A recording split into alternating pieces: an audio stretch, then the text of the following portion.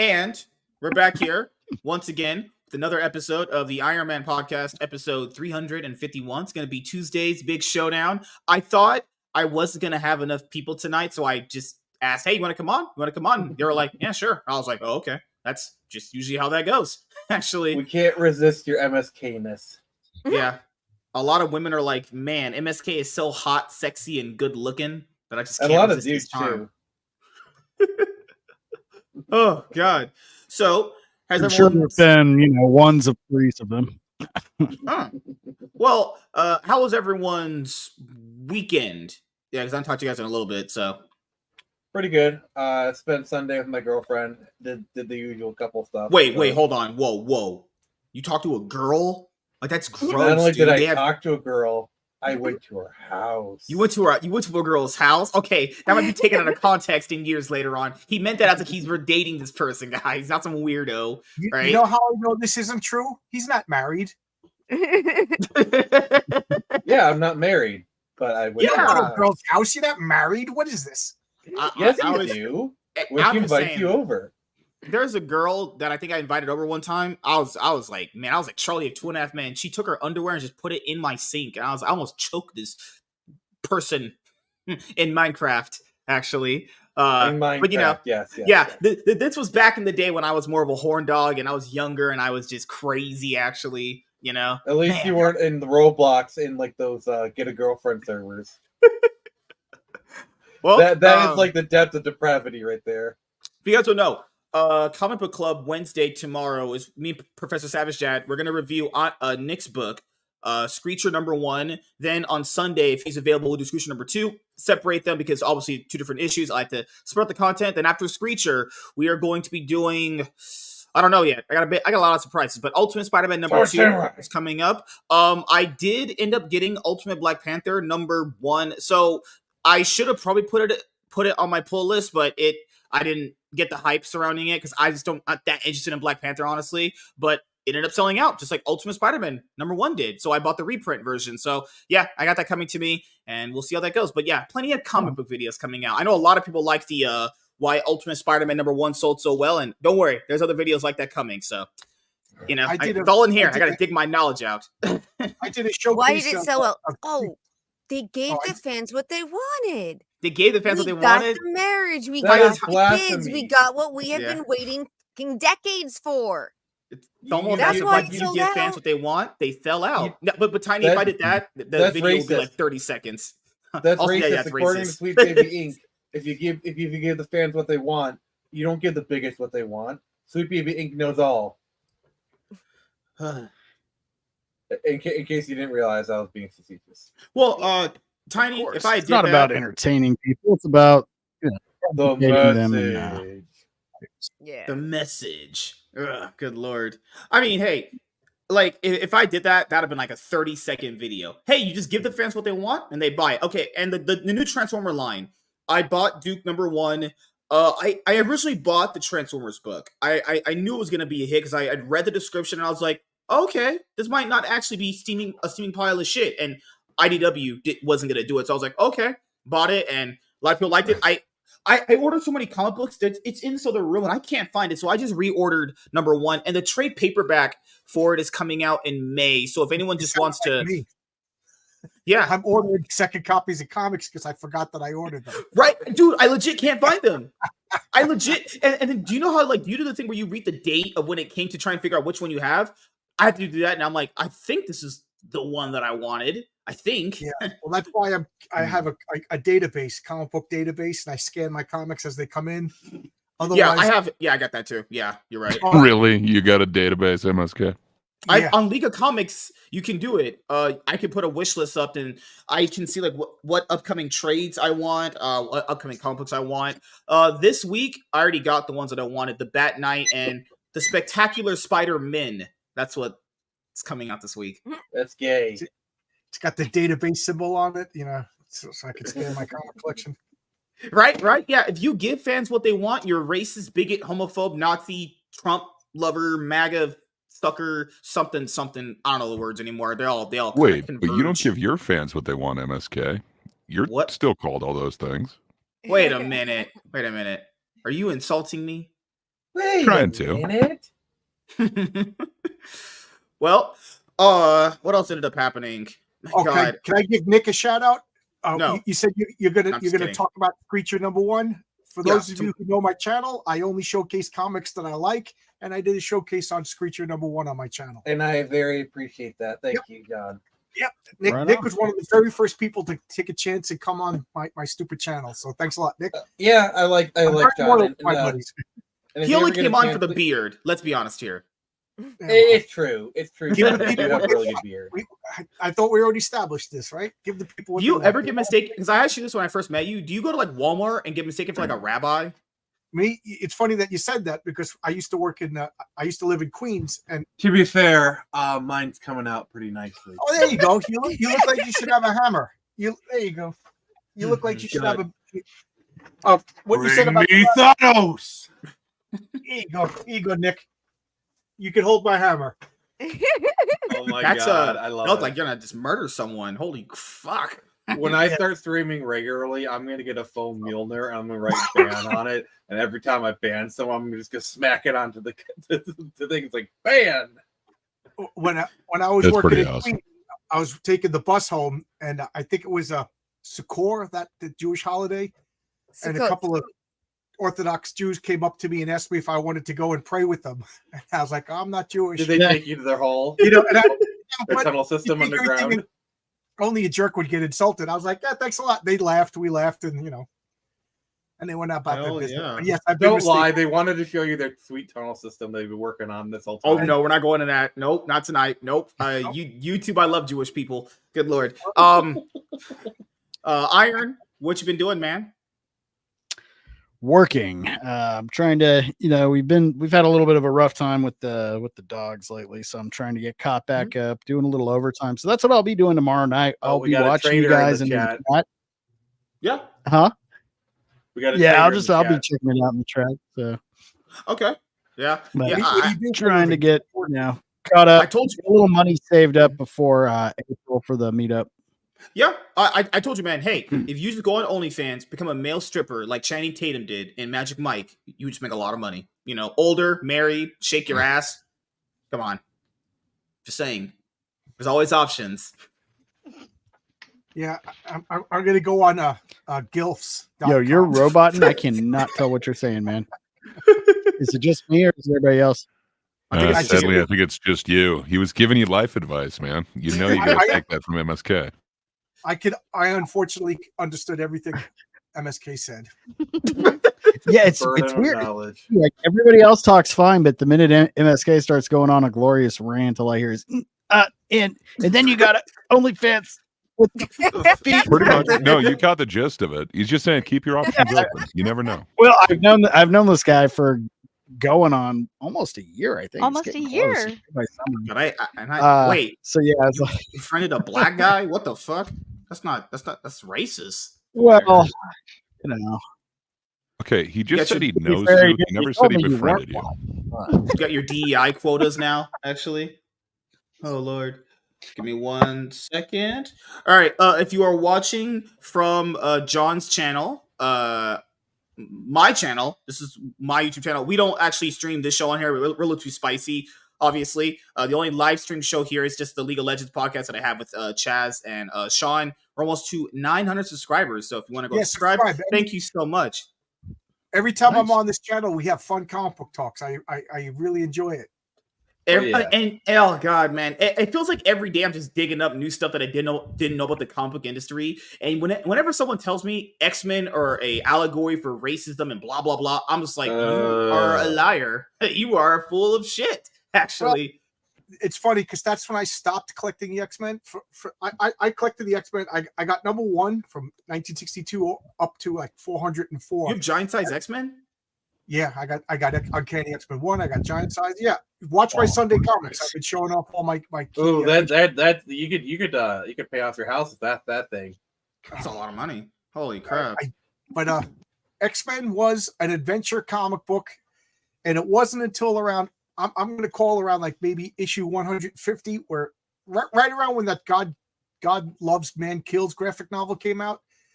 it was the worst thing that ever happened to the X-Men. They just became preachy and whiny, and I couldn't take it too much longer. To the point but people ask me, what do you think about X-Men 97? I'm like, I never watched it because by the time X-Men 97 came out, I couldn't deal with how whiny and preachy the X-Men were. So they ruined it with all the politics. But what do I know? Selena? Even so, that's back when the politics said it is weren't even not as an bad as they are allegory now.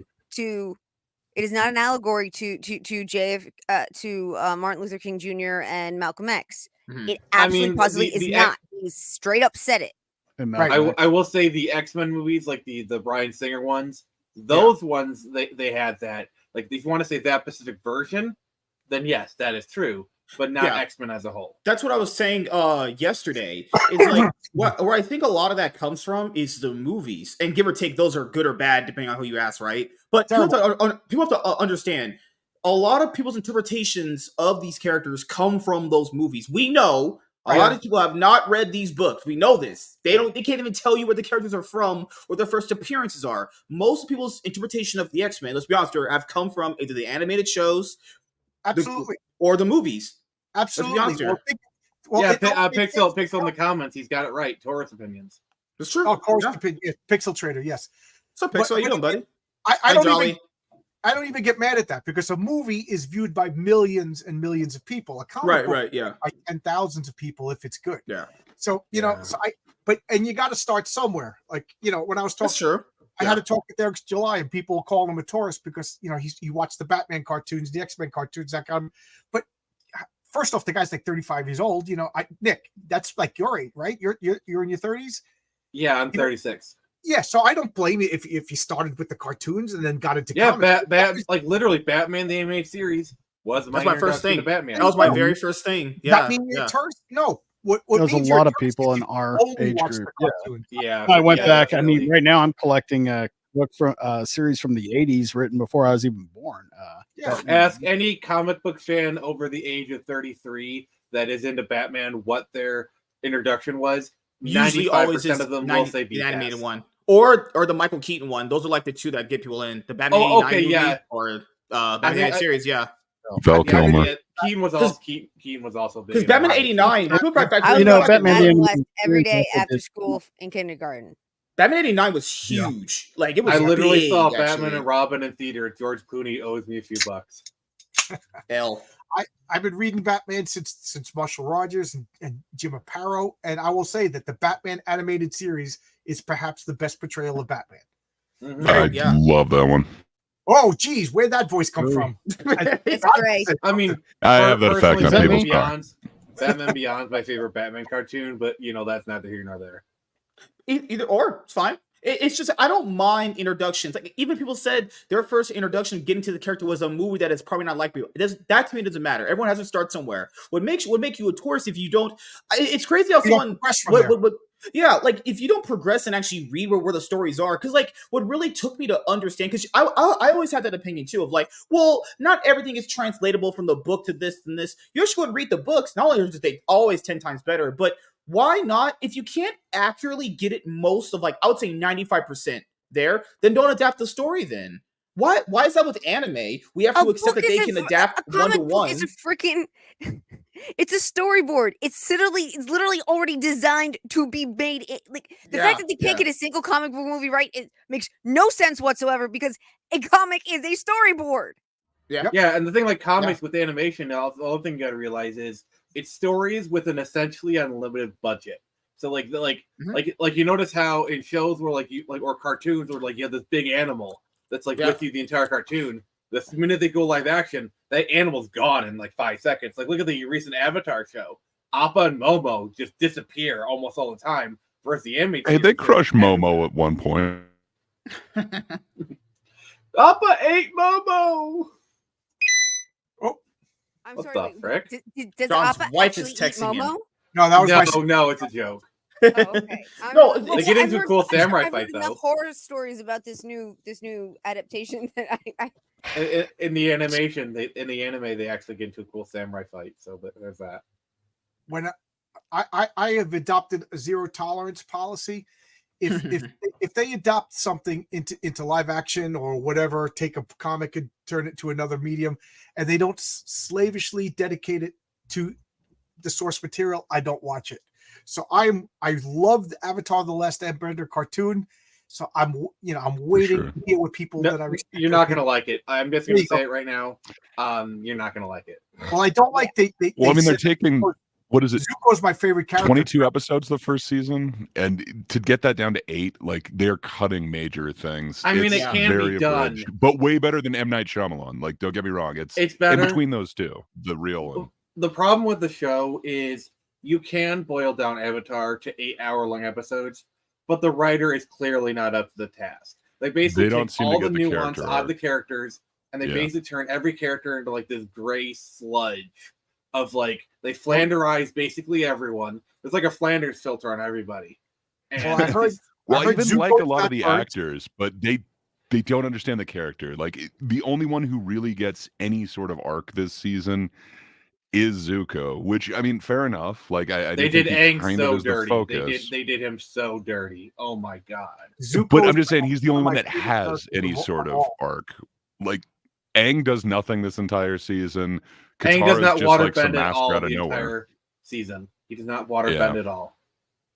Seriously? Yeah. Seriously. And there's literally moments where Katara's like, hey, do you want to start learning waterbending? And he's like, no. Like literally, there's like a couple moments where like he's practicing and like, oh, you want to learn with me? You got to learn anyway. He's like, oh no. Like, dude.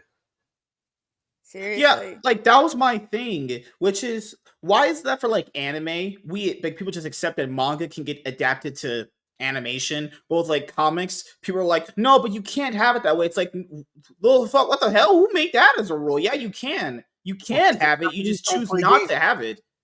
Right? The Japanese don't play games. They don't. Yeah, it's true. Take this shit seriously, you know. Yeah. I mean, Avatar is American, but yeah. I heard that American studios were telling them, you got to change this for American audiences, and the Japanese were like, "Well, then we just won't bring it to America." Yeah, it's not like we're making a lot of money anyway. Yeah, that's how their negotiations work. Yeah. The problem is you have these dubbing companies that are literally forcing the Japanese company to make the changes to the Japanese anime. Not anymore. Crunchyroll, Viz, and 2 other people have come out and said, "Sorry, bye. We're using AI from now on." Good. I mean, how bad of a situation does it have to be where like your average person be like, I'll take AI over any of this stuff? Like usually they're going to have rules and parameters. Like it's probably going to be closer to actual canon. Like I don't know. It might not be a bad thing. It's supposed Did you see to that be AI Dragon Maid localizers doing their personal bullshit. Did you guys ever watch that AI recreation where like they retranslated Dragon Maid and they actually had AI voices like Jamie Marchi's voice? It actually kind of sounded pretty good. Hellhound said, I haven't seen that one specifically. What's up, Hellhound? He says, long day, but got my favorite gays all in one place. What more can I ask for? Oh, be nice. Oh, gosh. Hellhound says, I guess BTM Reviews doesn't have chat open. Oh, fuck that guy. Oh, good lord. I have so many videos I can EFAP from him, but I have one that I'll release very soon. But hey, no drama tonight. I'm a very nice guy, and I get along with everybody, and I'm such a great person. Right. But I just never understood that. Looking for nice, don't look in MSK's chat. Whoa. What did I do? Whoa. No. I didn't say you. I said your chat. As in the people who tend to watch you are not nice. Yeah. Like, I could have a freaking stream, and I could be like, hey, guys, I reached 10,000 fucking subscribers on YouTube. Viewers are like, yeah, you know what? But you're actually still retarded, and we hate you. And I'm like, okay, thank you. They have a point. Well, that works for EBS. They all call them fat and gay. I'm only fat and gay on Tuesday. That's it. Well, Tuesday. That's just the thing, man. All right, open that mouth, boy. Well, I've actually had sex with women, so I'm pretty good at it. So I can definitely make a woman blow her load. Actually, if you pay them, it doesn't count. So who? Winning is winning. Vin Diesel said in Fast and Furious, winning is winning, whether we win by an inch or a mile. So, just saying, if you get the dub, that's all that matters. Definitely inches. With you, it's definitely inches. No, I'm literally in the 10 to 9 inches category. All women will be destroyed by that logic. Dude, you messed up your conversion from millimeters. No, that's not how that works. I don't trust you. You're a white guy from Michigan. You shouldn't. You really shouldn't. Have you actually? Wait, hold on. Have you seen alligators out there where you live? Michigan. That In it's Michigan? literally too cold. There's a lot of Michigan gators. How many gators do you think there are in Michigan, MSK? There's the 3 Great Lakes they have over there. There's some in the zoos, but that's about it. So water equals Gators gators are to you? They're Yes. cold-blooded. They couldn't survive in Michigan in the winters. Oh, There's alligators in zoos and MSK's basement, and that's about it. Oh God. Or maybe his mom's pants. I don't know. Well, I have sex tonight, so I'm good. Body pillows don't count. Tiny, I know how to satisfy women. Flashlights don't count. Is it Well, by you know stopping talking? You know who's like also not getting satisfied? Well, I was gonna say my The wife, audience? but the audience. Well, we know that already. If she's blowing a load, you may want to check the hardware again. What? Well, he did say he was gay, so I'm a heterosexual man, and I love the Sydney Sweeney tits. I mean, we all do, men and women. Well, I have to say, since it was sort of brought up earlier, I find it really interesting the amount of professionals or people in the industry who seem, for some God knows only reason, were shocked that the Ultimate Spider-Man did so well. For decades, we've been screaming, "Bring back Mary Jane! Put them back together! Undo that stupid one day freaking episode." You got to realize these people are have their heads so far up their butt, like the idea that the audience knows better than them is completely foreign to them. But it's so hilarious. They finally give us what we've actually been asking for, and we buy it off the shelves. It sells out everywhere. And 3 reprints. 3 reprints, and a lot. Shocked and confused. They're like, wait a minute. Transformers, Duke, Ultimate Black Panther, and Spider-Man. So that proves they can make something that people will buy. They are deliberately choosing not to do that. They're choosing to fuck with people. I don't know why. I don't know what they gain by having no customers. I mean, it's very clear the tide is turning. It's very clear. It's Yes. very clear. The winds are changing, and it's so obvious that even Hollywood sees it. Like, you're starting to see more and more people kind of come out and fight against it. I think Mission Impossible was the first big, indicator, and then it's going to take a while for everything to catch up. But I agree with you, Nick. The fact that Sydney Sweeney had her boobs out like that, and everyone's kind of celebrating it. But the fact that they didn't do that in Madam Web, come on, too late. Like, you had Sydney Sweeney and you dressed her down. What they the cut her hell down? were you?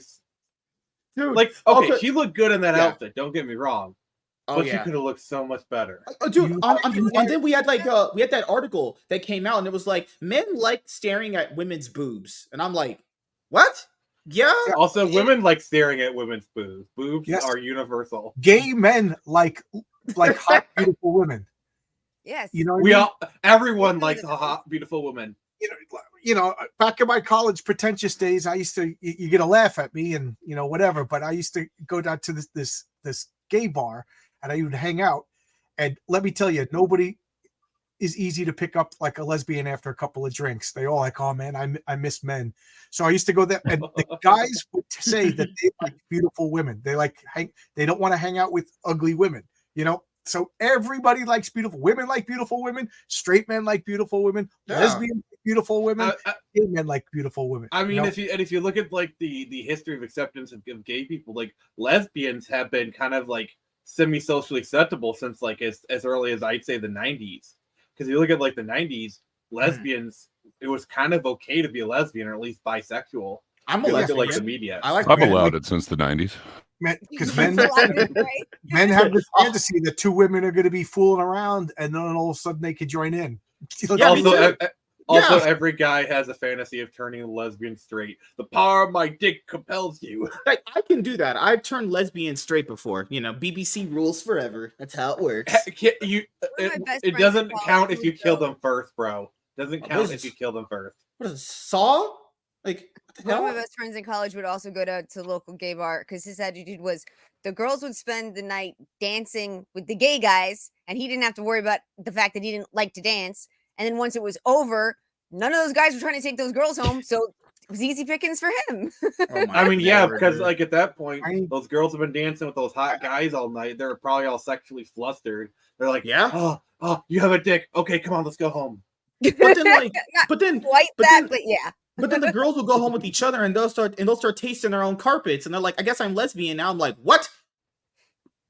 Or not.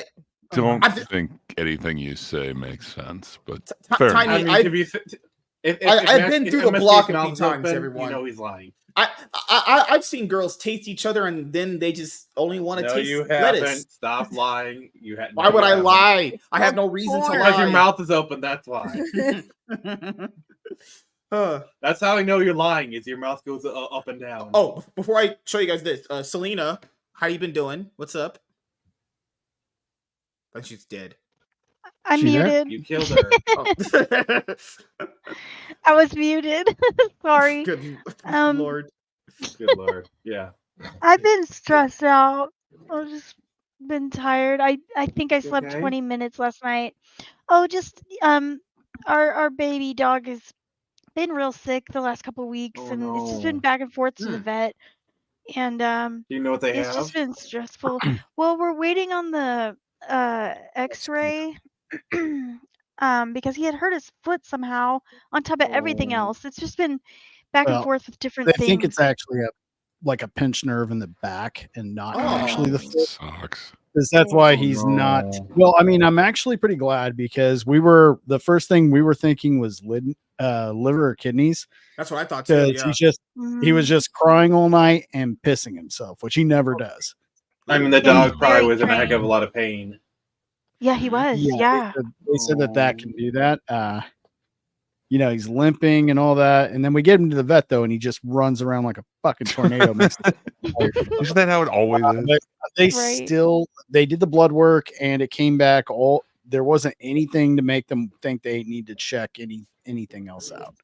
That Zach was the says, main thing. sorry to hear that. Praying for recovery and peace. Oh, thank Yeah. you so much. I want that doggy to have a nice long life and free to spoil it rotten. I want him to get a black Frenchie girlfriend. Absolutely. If you guys could get him a black Frenchie girlfriend, you DEI, hey, we'll give you a job. Hey, actually, those little black Frenchies are They're freaking gorgeous. No, that wasn't an idea. I was just thinking out loud. Here is some boobs for everyone. Super Tuesday 2024, not so important. Now it is with Sydney Sweeney on the timeline. There are only two genders, and just like that, everyone remembered what a woman is. It's funny. This got me to watch Saturday Night Live for the first time in 20 years. I watched that Hooters skit. It's not funny. I kind of want to see like their ratings for like that 15-minute segment because like I would just like wait why do we have record numbers for just this one 15-minute I'll give you two reasons then, Nick. two Weird reasons though, I to watched- attach the same woman. I watched the clip. Like you said, I didn't think it was funny. SNL hasn't been funny in a long time. You know what the problem was? She Even- was good. She was actually pretty good. She had good Yeah, time. it wasn't her. It's the material. It's the other Even two in their guys. heyday, All the like, guys were you not remember the funny. hits, but there's so Mhm. many misses. Like, I don't know, sketch comedy, it's so quick to like the sketches are either timely or I don't know. It just That's hard to feels like pinpoint it. with sketch Is- there's so much filler. But like going to Sydney Sweeney, you know what kills me is like hearing her in interviews talking about how her Madam Web role, how she had to like fight to have like this. Oh, I wanted this one position from the comics. You know the way she like moved her legs. You know, like how she studied like Spider Woman and like she got into the role. Like this makes me like visibly angry because like we could have had something good. What's up, society? He says white women with big boobs are undefeated. Facts. Yep. Forever. So far. Yeah. So far. So wait, is she supposed to be Felicia in the Madam Web movie? No, I don't know who she is. Though she was like Sydney some sort Sweeney of is Spider-Woman. Julia Carpenter. The She's supposed to be Spider with the Woman. black uniform. Yeah. The one that has a baby. I think she debuted in the Secret Wars comic. Okay. Yeah, she's been around for like a long Yeah, time. Like- 40 years old. Yeah. I'll just say, hey, I only watched this skit for the head cannons that she has and possesses. The I was head watching for- cannon. I was just watching for science purposes. You know, there are white two women. reasons. Two reasons you watched, and they went up and down. She also said she will continue to do nude sex scenes, and I'm like, yeah, I'll watch them. I will gladly consume all of them. She's basically a modern day Megan Fox, except Sydney Sweeney can actually act and has a brain. Wait, hold on. Women thinking at brains? I know, it's a foreign concept. I know. Women thinking. What is wrong with you? You forget Helen Mirren's first 5 or 6 movies. She was just full on naked, you know, and she was the booby girl. She was hot. 70s. She still is. What the fuck are you talking about? She's still now she's close to 70 years old, and she's like one of the most respected actresses in Hollywood. I mean, have you seen like I bang my knee? She started out as the booby girl. You want a girl to take her clothes off? You hired Erin Millen. I'm sorry, Helena Bonham Carter still looks super cute. I'm sorry. Yeah, well, she is super cute, except in that Alice in Wonderland movie. She gave me nightmares. That gigantic head on that body was freaky. I like her. Helen Bonham Carter. First time I saw her was The Mighty Aphrodite, and I had a crush on her ever since. I just got to be honest with you. When I saw her as Bellatrix Lestrange, it did things to me. What are things to you? Wand. You got things I can't repeat. Your spider senses started tingling. Well, something started tingling. That's for sure. Ay. Oh my god. Michael said, there they are, my favorite cloud chasers. Yeah. Always, brother. Always. People found out that men like women with big boobs and they look attractive. Also, it's not just because she has big boobs. She's an actual real woman born with a vagina. Okay, not a chick with a dick. Oh, old school. Okay? But also the thing she's is, an old she's school actually woman. she's conventionally attractive. But here's the other thing. Right. And this is actually the thing I like about like the current crop of like younger like Hollywood actresses is they're actually charming. Like look at Jenna Ortega. Yes, Jenna Ortega is actually attractive, but she has a personality to her. Like she's actually like I could actually have a conversation with Jenna Ortega. You want to talk to women for their personalities? Well, here's the thing. Looks draw you in, personality keeps you there. That's the secret. MSK is not used to this because his waifu pillows don't actually talk back. Okay, all right. Oh, see, okay. MSK, she was waiting to use that one. I knew it. I talked like my girlfriend is actually real and not a body pillow, so. Okay. Well, you know, it's hard to talk to women these days. That's why I go on dating. It's not just feed them chocolate and tell them they're pretty. That's a cheat code. that's how they get fat and ugly. But that could also work too. Don't disagree on that. Give me a moment here. Oh Lord. Like, because usually when we have these conversations, I could be like, hey, this is what Disney's doing. But it feels like every day they're just taking L's. Can they not take an L for like a day? Like just the whole 24-hour period. That please just not happen. Good Lord. All right. What? Oh, 15 years ago, Watchmen released in theaters. Crazy. I just received word from Bob Iger. Your request has been denied. Fucking hell. Well, we'll scroll down some of the news from discussing film. We'll go get down that road then. All right, 15 years ago today. Of media sources here. 15 years ago today, Watchmen released in theaters. Crazy. Dear God, I actually saw that in theaters when it came out. Like, I will say that movie is good, and I will stand by it. You know, I love Alan Moore. I love The Watchmen. And I love the movie more than the comic. I thought that. Really? Even with the squid change? Yes, I thought it made more sense. I thought I agree. Ozymandias gave Dr. Manhattan a reason to flee Earth. He neutralized the unbeatable man. You know, the flaw in the Watchmen story was Dr. Manhattan. He was unpredictable by nature. If Dr. Manhattan just didn't go along with the plan, everything Ozymandias did would have been undone. So this I thought was brilliant, you know, and again, I'm a big fan of Alan Moore. I love The Watchmen, and it's funny because I don't like deconstruction of superheroes, but I had an epiphany the other day that I like The Watchmen so much because they were original characters. Do what you want with your own characters. To be fair, they were basically bastardized version of Charlton characters, but that's about it. But they were, yeah. All right, the Twilight remake will be an animated series. And here's what I'll just say to this: no one gives a fuck. I didn't see it. No one hates Twilight more than Robert Pattinson, so. I mean, Selena might watch this. I Um, guess. I'm gonna be honest. I hated Twilight. Yeah, I Hey, did. there I was was probably one like the cool only scene with a female lot who of did. decapitation, but apparently it was I all couldn't fake. get through it. I literally couldn't get through it. I got through the it. first Like once one, I start and something, that was it. once I started it, I had to finish it. But oh my god, towards the end, I was It's laughing. bad. It was so it's bad. really bad, isn't it? The acting is terrible. The Twilight acting is era horrible. was Awful. so like I'm sorry, but like the Twilight era of like the late 2000s, early 2010s. Oh my god, that was a bad era for It's not for just bad geekdom. acting. The effects are horrendous. I'm talking about Lord. the fandom, like the The time Twihards, they like were dealing with good. Twihards. Oh no, every yeah, day. they were awful too. No, I agree. Yeah, I don't care. I'll be honest here. I just thought Vampire Diaries was just a better product of what this was trying to be. I still need to watch that. Yeah, True Blood was better. There were so many better. Blood, yeah, vampire True Blood, movies yeah. that Oh my god, Blood True was Blood. Awesome. started off good and then it went. Well, to True shit. Blood was True Blood's Yeah. first I mean, who episode, orders a burger it with was the extra well written. AIDS? The Twilight books were oh god. Ugh. Like that first True Blood episode is weird because I never got into that one. That was my little brother. Not He just the liked first that one, man. I mean, But, I Smash Stackhouse. I always preferred, Anna Paquin's boobs. That's what I prefer. I'm sorry, but Deborah Ann Woll will always be peak. I mean, she still looks good. I'm sorry. Deborah Ann Woll is beautiful. I love her. She still looks beautiful. And All she right, does Timothy the board, Chalamet she does the talking board some game show. bullshit.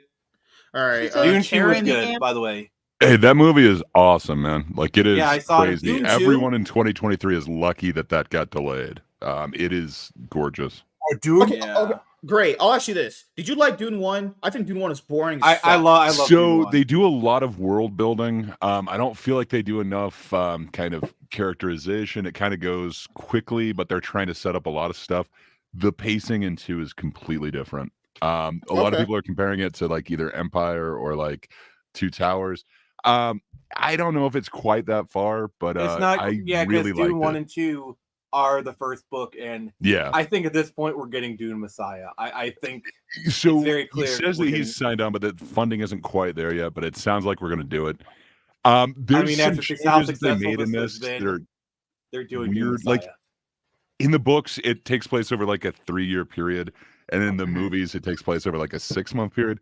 So there's some time crunch in it, time compression, if you will. Mhm. There's some things that could be fleshed out further, but dude, as far as adaptations go, it is gorgeous.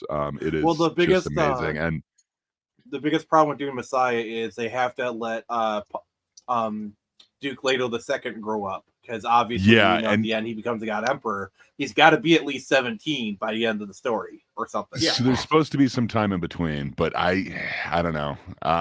I think we're gonna I get think a he part could 1 do and it. 2 to this. Villeneuve is amazing. Like his vision on it is just gorgeous. I can't say I think it more enough, than but- likely we're gonna get a 1 and 2, and then in between 1 and 2 there's gonna be a huge time jump. No, I yeah, disagree. there should be. I hate cinema. I like my. I think like my at the porn end of part movies. 1, the Emperor is gonna disappear, because you know how in Doom Messiah he kind of disappears and then he like reappears. I think at the end of book 1 he's gonna disappear. Flash forward 10 years, Paul Atreides II is now an adult or whatever, and then you can have him start communing with worms. All right. Karen Sony says Deadpool and Wolverine has a lot of cameos. There are a lot of surprises. Let's just say a lot of people travel to London. Well, if See, Sony said it, I'm excited for this movie, but the thing I'm kind of starting to worry about is if they're overstuffing with cameos. That to me says like the story is they're compensating.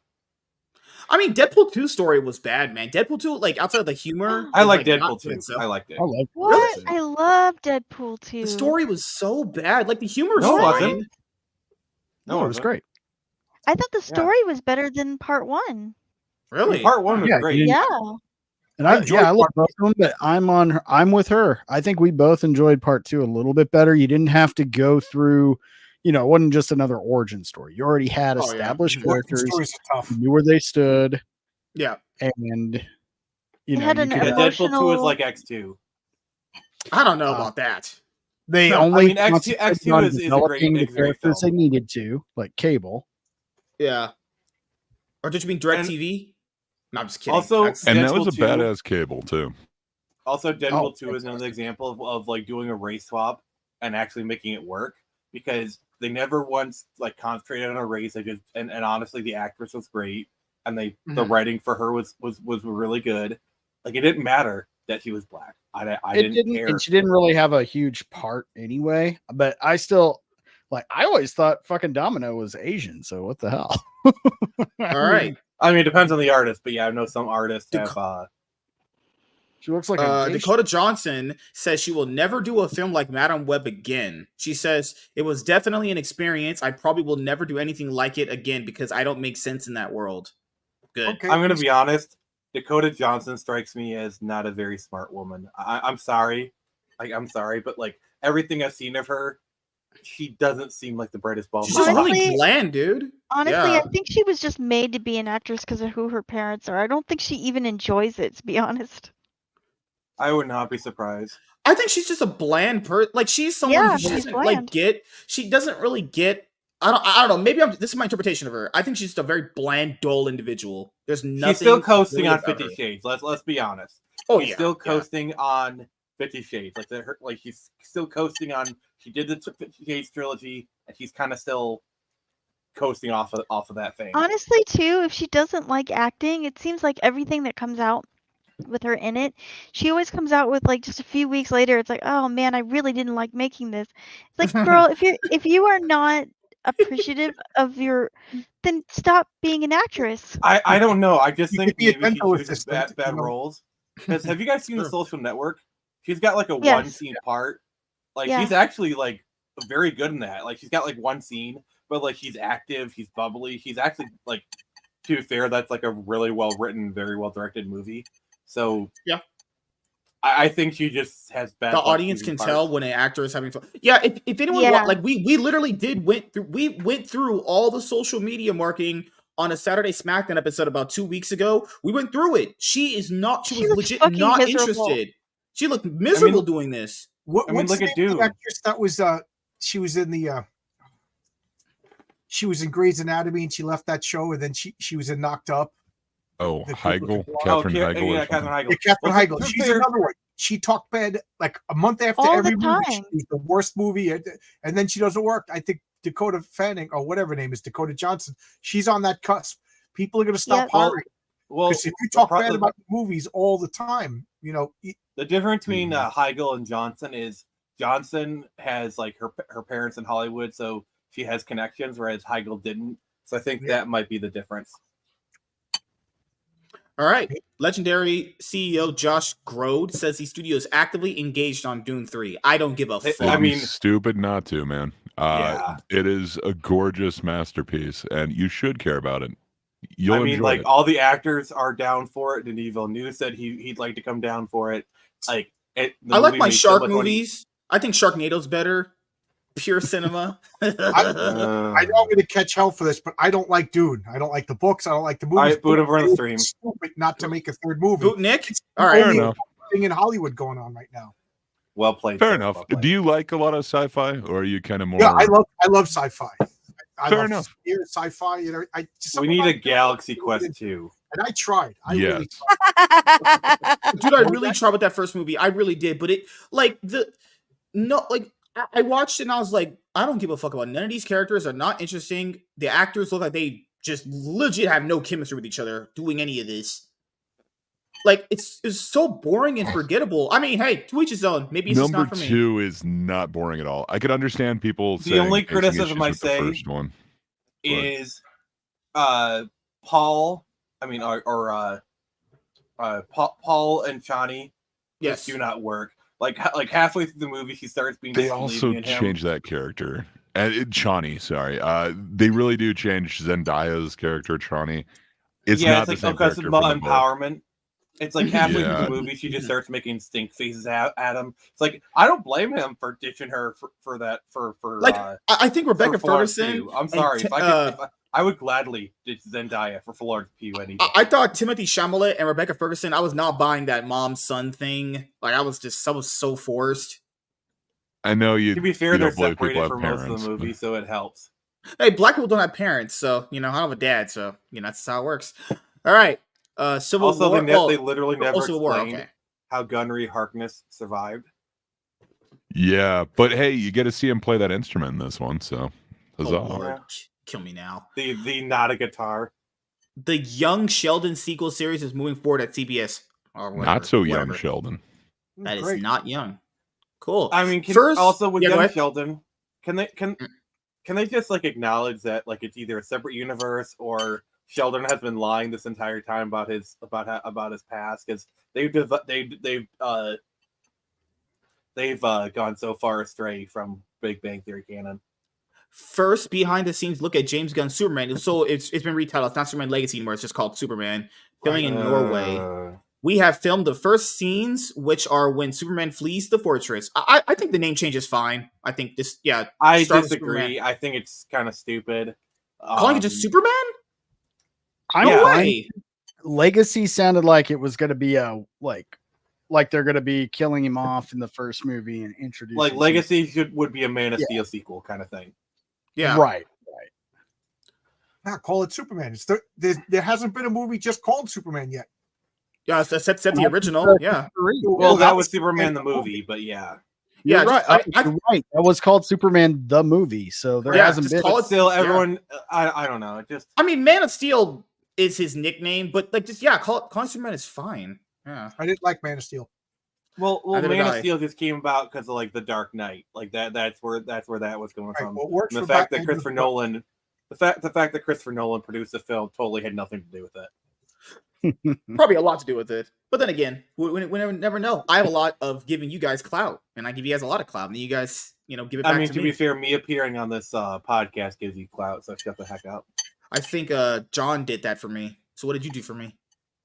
What have you done for me lately? I mean, I'm not. Oh, I don't ripping him know. Off. That's not gonna happen. Christian, I don't give a fuck what she Kirsten Dunst. says. I What, don't what, even- she wants to what- get another what- Superman movie? Okay. She said, okay, Kristen Dunst on if she would be in another comic book movie. Yes, because you get paid a lot of money. I have 2 children and I support my mother. All right. I respect the children. honesty. I do respect that. Yeah. Bill's got to get I paid. mean, who would say no, essentially? I have no Is there problem. anybody that doesn't wanna Apparently, be in one? Timothy Chalamet got some advice from Leonardo DiCaprio to not do superhero movies, and Yeah, I just think stick that with the advice is kind of Wonkas. work. Well, to be fair, I think the advice is working from him, because like if you compare Timothy Chalamet to Tom Holland, which I think they're both like equally kind of talented, Timothy Chalamet has chosen like a lot better roles, and he's kind of in a Yeah. whole nother league from Tom Holland. Nicholas Holt says Smallville was his first time seeing iterations of Superman and Lex Luthor as a kid. He adds that Michael Rosenbaum is his favorite version of Lex Luthor. And I agree. Michael Ooh. Rosenbaum, to me, is the best. He's knocked it out of the park as Yeah. Lex Luthor in that show. I'm Absolutely. sorry, Gene but Hackman. yeah, I'm with Nope. Iron. You Hackman. No. Oh, Gene that was- Hackman That was great. I'm with I mean, Michael Rosenbaum was great as Lex. I mean, Michael Rosenbaum. Okay, I know this is blasphemy, but I think Kevin Okay. Spacey. I think Kevin Spacey was a good Lex Luthor. Well, I he think does so. a good Yeah, imitation yeah. of He is uh, creepy. Well, the Lex to be Luthor fair, in the Kevin animated series Spacey's was the best. creepy. Yeah, I think Kevin Spacey was a good Lex Luthor in a bad Superman movie. That's the way I would phrase that. That's same me thing with Brendan. personally. You could say the same thing about Brendan Ralph. To be honest, That's Kevin true. Yeah. Spacey, Kevin Spacey was the scary real estate agent again. You know, I just didn't like it. Everything about, I don't know, but whatever. The Superman, I mean the Lex Luthor in the animated series was the best version of Lex Luthor. That was I great agree. too. Yeah. That was really played good. by Mr. Krabs Yep. Yeah. Mr. Krabs. No, I'm just kidding. Just kidding. because I'm All right. evil. Bob Iger dismisses Marvel fatigue, saying audiences just want good films. If you build it good, they will come. Oppenheimer Totally is a perfect example Absolutely. of that. Just Agree. fantastic So- film. Oppenheimer was a superhero Bob- movie? No, but what I Yeah, find you know funny what? is, so Bob, what you're saying is up until now you haven't been giving us good films. Yeah, he literally admits right here they haven't been giving you good movies. Well, I mean, they kind of Well, knew that wait, about the Marvels, right? Which Yeah, at the, I know. the stages of grief, now he's at acceptance. Like, So- like this is Denial? how like yeah, it- that's how it exactly. works. Yeah. This is why how you know the tide is turning is everyone is getting the winds of change. Like Yep. stuff is failing. The Marvels failing was kind of a wake up call, and then Yeah. I think 2023 was the low point. I think we only have to go up from here. But we hope. Yeah, that logically, what you're saying is true. Like you hit rock bottom. The only possible way is going up, right? Right. I mean, Right? Young Avengers can't be any worse, right? We're moving on. Fuck you. Just fuck you. All right. I really hope Young Avengers doesn't become a thing because like that seems something that like the journos completely just kind of pushed on us for years, and I just don't want it to happen. Final Didn't Destination is getting another movie. Actually, finally. Now, if they could just mix it with superheroes, we'd have something good. Finally, people can be afraid of log trucks again. Never. Filming has begun on Final Because Destination. people gotten 6. way too comfortable on the highway and they need to change. The film will release in 2025 with an IMAX theatrical release to celebrate the franchise's 25th anniversary. Final Destination 6. We swear it's final this time, guys. The last make one I another remember came out when I was in high school. Yeah, it's gonna have the guy that directed the Spider-Man movies attached to it. I think he's directing them. I forgot his Okay, name. which one? That might be good. Oh, the one of the Holland trilogy. Isn't his name John Watts? Yeah, John Watts, yeah. It's all up here. It's all up here. My brain is just. I'm too smart, guys. I'm a genius. So you're saying the movie is literally going to be electric? We're moving on. I hate you. New look at Chris Hemsworth. Oh, good lord. Boys. Okay, Maxine. I saw the first one of this. I saw the original. I saw. Is it called Pearl? Or whatever the fuck it was called. I saw the first one. X. It's X. X. Yeah. What is everything touch with fucking X? Whatever. Not doing it. It's all right. The first one's all right. I didn't see the other two. I didn't see the Man, the prequel. Giancarlo Esposito's in everything. Right? Good lord. Dakota Johnson understands why Madam Web And was that's a ripped to bad shreds. thing. Why? Like, please tell me why that's a bad thing. I can say that I don't understand. Giancarlo Esposito is like an awesome actor. He's literally great in everything. So if he's in every movie, I am perfectly okay with that. Oh, for any of the One Punch fans out there, One Punch Man season All 3 three of trailer them? dropped earlier today. Moon Knight, Falcon, and Winter Soldier are getting. Good lord! Finally. Who's buying I mean, this? I- Who's buying these? I mean, that's how you know Disney is desperate for money when they go back to the physical mine. Good lord! Obi-Wan I didn't Kenobi see- and I didn't Andor see are either getting. one of them. Yeah, go ahead, John. What happened? I didn't see either one of them. You don't gotta watch any of these. This sucks. This is my favorite one. Has its issues. This is trash, and I didn't bother watching. Andor is good. Falcon Andor's Winter Soldier good. is What are okay. these Star Wars Moon movies? Knight's got moments, but yeah, the other two you can skip. I What are you like talking Falcon about? Winter Soldier. It was okay. The, It was the very okay. last thing in Star Wars that I remember was Princess Leia, Han Solo. They're all hanging out with the Ewoks. Yeah, I remember that too. Yeah, that's all you need to know. And they never made another And, movie and they again. never made another thing again. The prequels suck. But I'm sorry, I was coughing. Sorry. Okay, why I'm does going to it- say another controversial thing. Can we admit Star Wars sucks?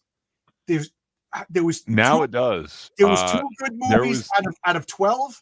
That's a bad. If you only got up to bat, if you got up to bat 15 times, and you struck out 13 times, are you a good ball player? To be John- fair, to be fair, John, the old EU was literally Yeah. fire. Yes. And also like a lot of the Star Wars video games are amazing. Right. Like KOTOR, But I'm Star Wars talking Force about the Unleashed, movies. Battlefront. I don't read the books. I don't play the video games. And There's like 4 good movies. people were recruiting me to the New Republic video game. It sounded awesome. John, if you're only gonna read one set of books, I really recommend the Darth Bane trilogy. They are amazing. Not going to read anything Star Wars. Star Wars shot itself in the foot. Darth Bane True. is old EU. It's legend. So Oh, And let's Star get this. Wars that does not involve the war between the. Are you guys- Are you guys that's gonna the watch? limiting premise. Are you guys gonna watch Bad Boys 4? I've seen. Okay, I've seen. I've the never first and watched the any third Bad Boys, so I'm probably not gonna Yeah, get into it. I'm Wait, with- I'm isn't with- Bad Grandpa already a movie? I've only seen 1 and 3. I've never seen 2. I but- mean, is he gonna keep his wife's name out of the damn I was mouth? about to say, is he does gonna he slap him? does he- Yeah, maybe. Does he slap him in his life? Good lord. Is he going to talk about his wife? It just may happen. You never know. Hey, Okay, this guys. begs the question, guys. Who would you marry, his wife or Amber Heard? Amber Heard? At least she's attractive. I would marry a rusty knife, and by But marry I mean put it We're on my playing throat. the game. You got to follow the rules. You have to marry one. You I can't. marry I- Amber I- Heard. At least she looks attractive to some degree. That's Jada the is. only- Hey guys, And then- Selena needed to say something. Hold up a bit. What's up, Selena? Oh, my mic's about to die, my headset, and on top of it, I'm losing it. I'm about to pass out. You don't want Sorry that. guys. Oh. I'm just so tired. I I'm thought Get maybe some gonna rest, okay? Gary got a Thank picket Smith you. made you sick. But you guys have fun and have a good night. Love you guys. Yeah, have a good night. See ya. Sleep, See you sweet later. sleep. Bye. At least Amber Heard would be attentive for like the first year. At least I'd have like one good year, and then things would go off the rails. Right. What else is here? Freaky At least Friday you get 2. What the Amber fuck? Heard, Jada I Pinkett will Smith. say in James' defense though, it's actually like they released a documentary. Apparently, like Will Smith kind of strong-armed her into getting into a marriage she never really wanted in the first place. I can And believe she's that. always kind of been in love with Tupac, so it's not as like one-sided as you think, but still, these people just probably should have gotten a divorce a long time ago. All right. Chris Evans says The Winter Soldier is my personal favorite Marvel movie that I was a part of. He said this before. He said this at the con that he was at when this movie dropped. I remember he's always said this. This is pretty consistent with him. It was one of the more satisfying experiences I've had in my Marvel run. A truly great, awesome superhero movie as well. And they never made a Captain America movie again. And it was tense. It was exciting. It had stakes. It didn't have goofy humor. They weren't mugging it up. You know, it shows you this is like the template for a good Marvel superhero movie.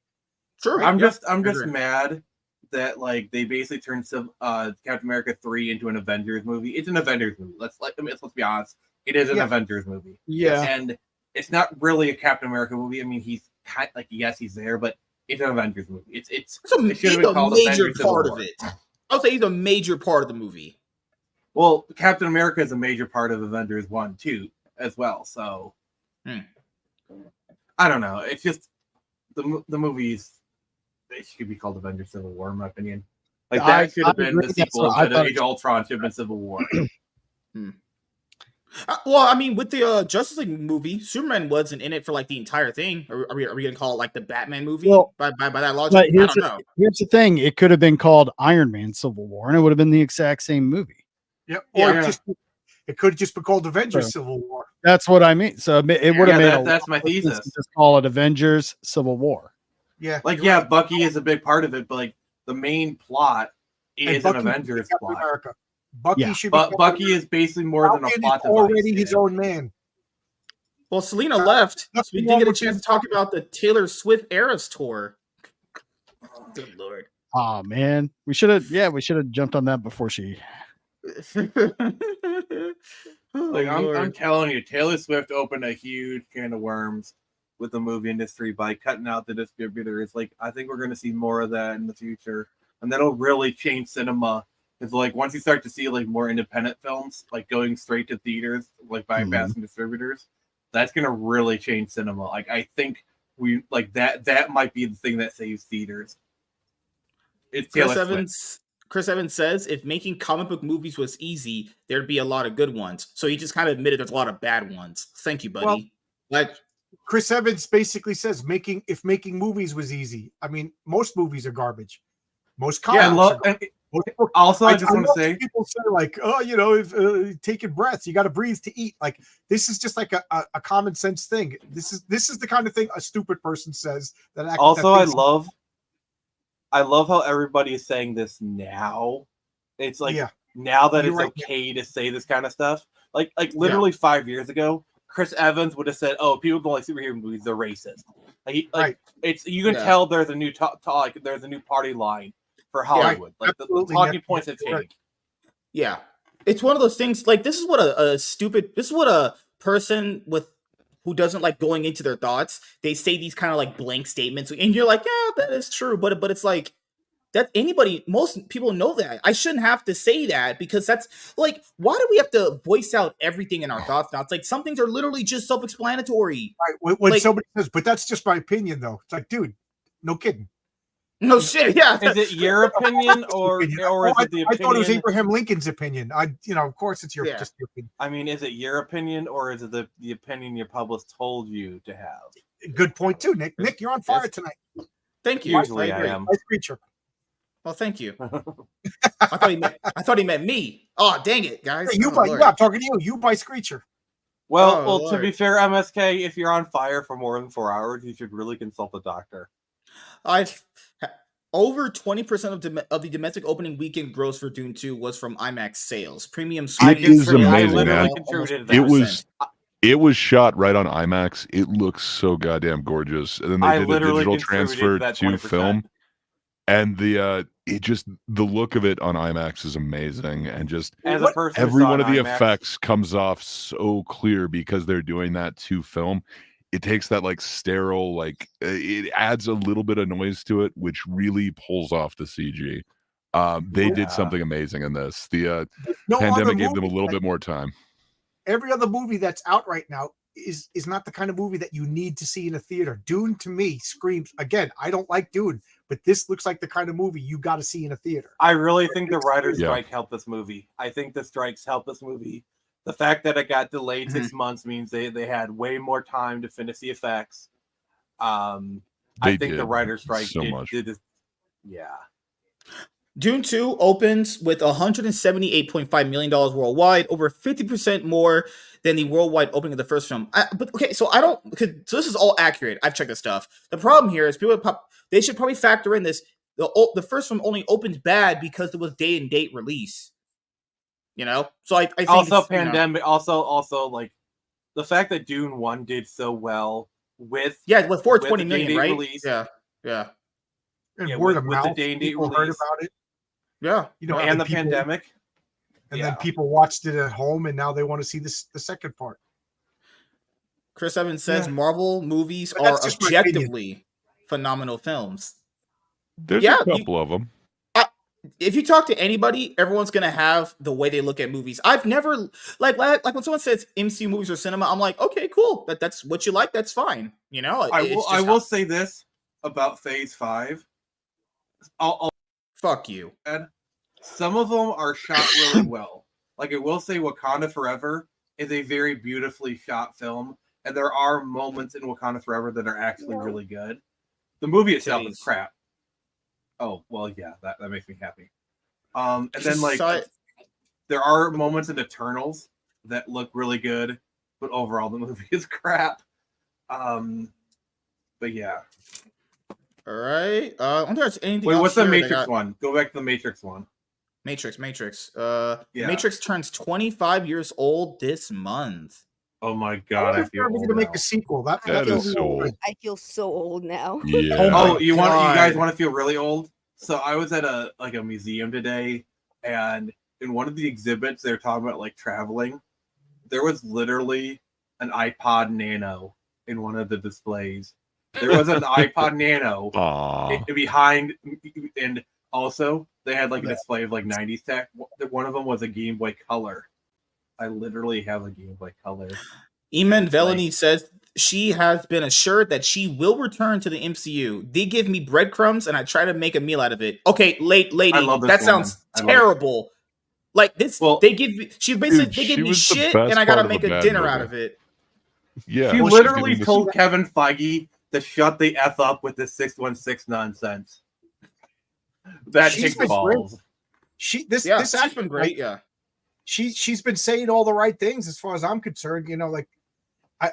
She just seems like a based actress. She knows. That also, you can tell she's actually a fan of all this material. Like, yes, she seems earnest. Is the word I was looking for. She's the only one having fun in those movies. She also is the only part of it, but. She did say one of those weird common sense cringe things, but it wasn't like a bad. How she mentioned it was the last time I think you guys were on, where she mentioned the fact that Marvel needs to get back to making movies that people care about. It's like, no, lady, they did that. They did make movies people care about. They stopped doing that. It wasn't like they never did it.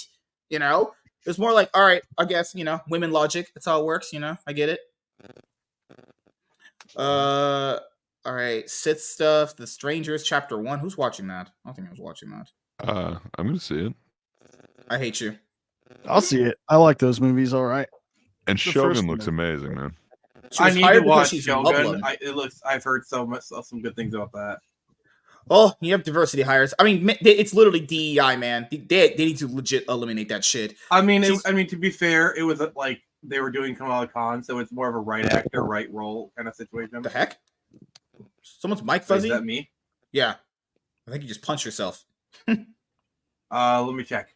Why Okay, don't you just fun demonstrate what myself. you think he did, MSK? Just show us on your face. Yes, please start hitting yourself.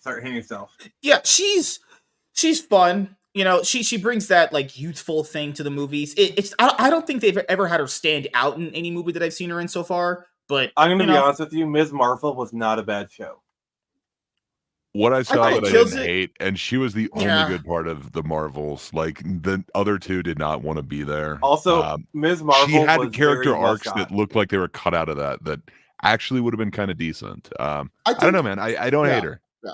I think for the show, the villains were just it starts out not that bad, and then it just kind of just like they usually do, you know. The thing that they have these shows at this point now. Tiny's like, I've not seen any of this stuff, and she's like, I'm happy. Yes. What? You need to watch this stuff, Tiny. It's cinema. In No. quotation marks. This is quality stuff you need to be adding into your repertoire of films to talk about.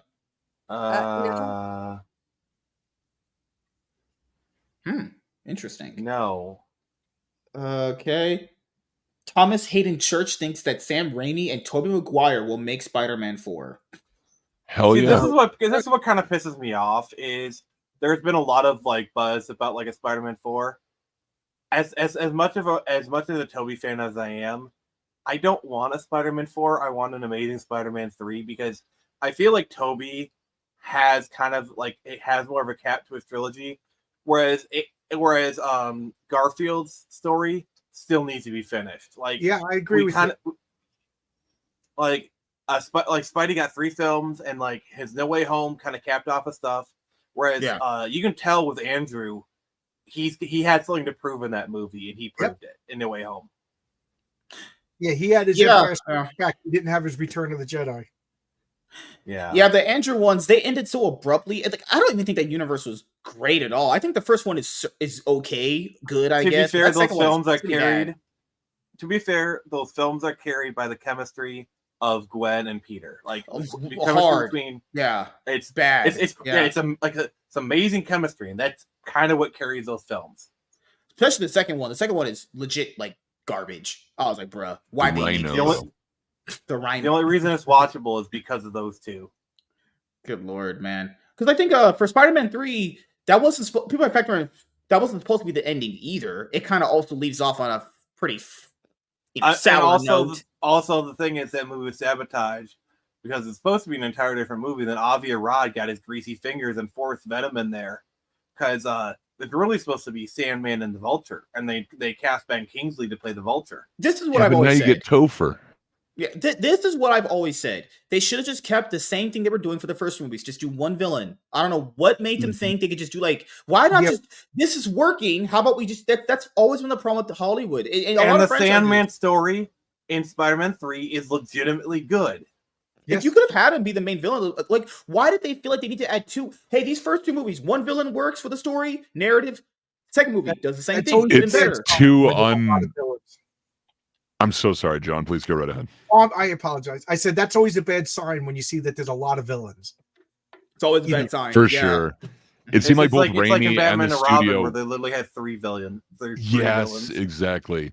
And one of them literally does here, that was studio interference too. And with this one, sadly, Raimi wasn't willing to budge. Like, he had been working in the meantime between 2 and 3 to get the Sandman effects just right. So he wasn't willing to lose that at all to just go with Venom. But I wish one of them would have budged. But do you remember the scene with Topher Grace is just praying in church, and then all of a sudden Spider-Man? That was so. I mean, bad. that would have been fine as a final shot in the movie. Like I always said, Spider-Man 3 should have been in 2 parts, and like the last shot is the church scene, and like the last shot you see is like Venom getting the suit and roaring, and then like part 2 is all that stuff. I think if you would have done that, it would have been a lot better. But I don't know. I've always said this for many years since I've seen these movies. I've seen like all these movies 1,000 times. I think he just roboted out. The worst coincidence in movies was I just started talking to fill in the void. Oh, what the fuck? Well, I mean, anytime you talk, it's kind of a void, MSK. It's not roboting for me. In Star Trek, but this is best this way. When Kirk goes into the cave and he finds Spock, in the whole universe and all the galaxies all the time. He just stumbles upon the one guy who could solve the problem. Dude, nothing is worse than somehow Palpatine returned. I'm sorry. That's true. Yeah. Like the only good why thing. Don't you try going away again, MSK? Whenever I encounter a writer who feels bad about their writing, I tell them, remember, somebody got paid probably millions of dollars to write the line, somehow Palpatine returned. It's gonna be fine. Well, what was that? A fan fiction movie or something? Sadly, yes. It was a very badly done fan fiction movie. I've seen fan films. Some of them are actually pretty good. So, before I don't know what happened. StreamYard's been acting really fucked lately. Yeah, if you saw my stream tonight, it was all robots, and I apologize. Oh God! Oh, you're fine, man. It's I don't get it. Like, this is what I've always said with those movies. It's just, why did they move away from what was working? It was clearly working fine, and now they're like, we can just. I know people said, "Oh, if they just written it very well." No shit, Sherlock. If things are written well, they'll work. But why would you even take that leap? One villain could work for him. Why did they could just did Dr. Connors? They could just did Lizard. They said that he only had one arm. The fourth movie was supposed to be the Lizard. Like, Sony really screwed over Sam Raimi because like they're developing the fourth movie for a little while. It was going to be the Lizard, and then like took it away from him. And then for Amazing Spider-Man, they do the Lizard, a character they literally spent 2 movies building up his character in Spider-Man. And the fourth movie is going to be the Lizard. I don't know. Sony, they're idiots. Let's be honest, they're idiots. Yeah, it's actual idiots. And then people forget the reason why. I think they had that big leak where a lot of those DMs got leaked. For some reason, with Sony, DMs and Gmails always be getting hacked. They didn't know what they wanted to do after the Amazing Spider-Man movie didn't perform very well. So there was going to be an Amazing Spider-Man. Here's the best part: they're going to do an Amazing Spider-Man 3. They're all set to announce it at a Brazilian Comic-Con. Mm-hmm. Like the head of Sony from Japan even traveled. But Andrew Garfield had the flu the day of and had to cancel. And the exec was so mad he canceled. He fired him. Spider-Man 3. Yeah, so stupid. And then after that, they were trying to figure out like why the second movie didn't perform very well. And people thought that they were contacting Marvel. They're like trying to get Spider-Man in the MCU because they thought that was going to reinvigorate like more Spider-Man hype, which it did. I mean, if you look at the leaks, like for a brief time, there was discussion about putting Andrew into the MCU. Yeah. But like, you know what's kind of like the problem that's going on right now is, so both people want to do another set of trilogies, like at least a Spider-Man 4. The problem is Feige wants to do street-level Spider-Man, which, let's be honest, I think Feige has the right idea there. Sony wants to do multiverse because for some reason they just cannot get out of their heads multiverse. I mean, let's be honest, they want their characters in the MCU. But that's kind of the war that's kind of going on, is they can't agree. So that's why we haven't really heard anything about Spider-Man 4. I think one of them wants to introduce like Miles Morales, the other one wants to be street level. Just a lot. Yeah, it's just going too back and forth. Yeah, they talk about Spider-Man 4 teaming him up with Daredevil, which is not a bad idea. Let's be honest. Who is going to be the villain in the third Andrew Garfield Spider-Man? You know what I would do? I would have the Punisher be the villain. Like basically have the Kingpin hire the Punisher to kill Spider-Man.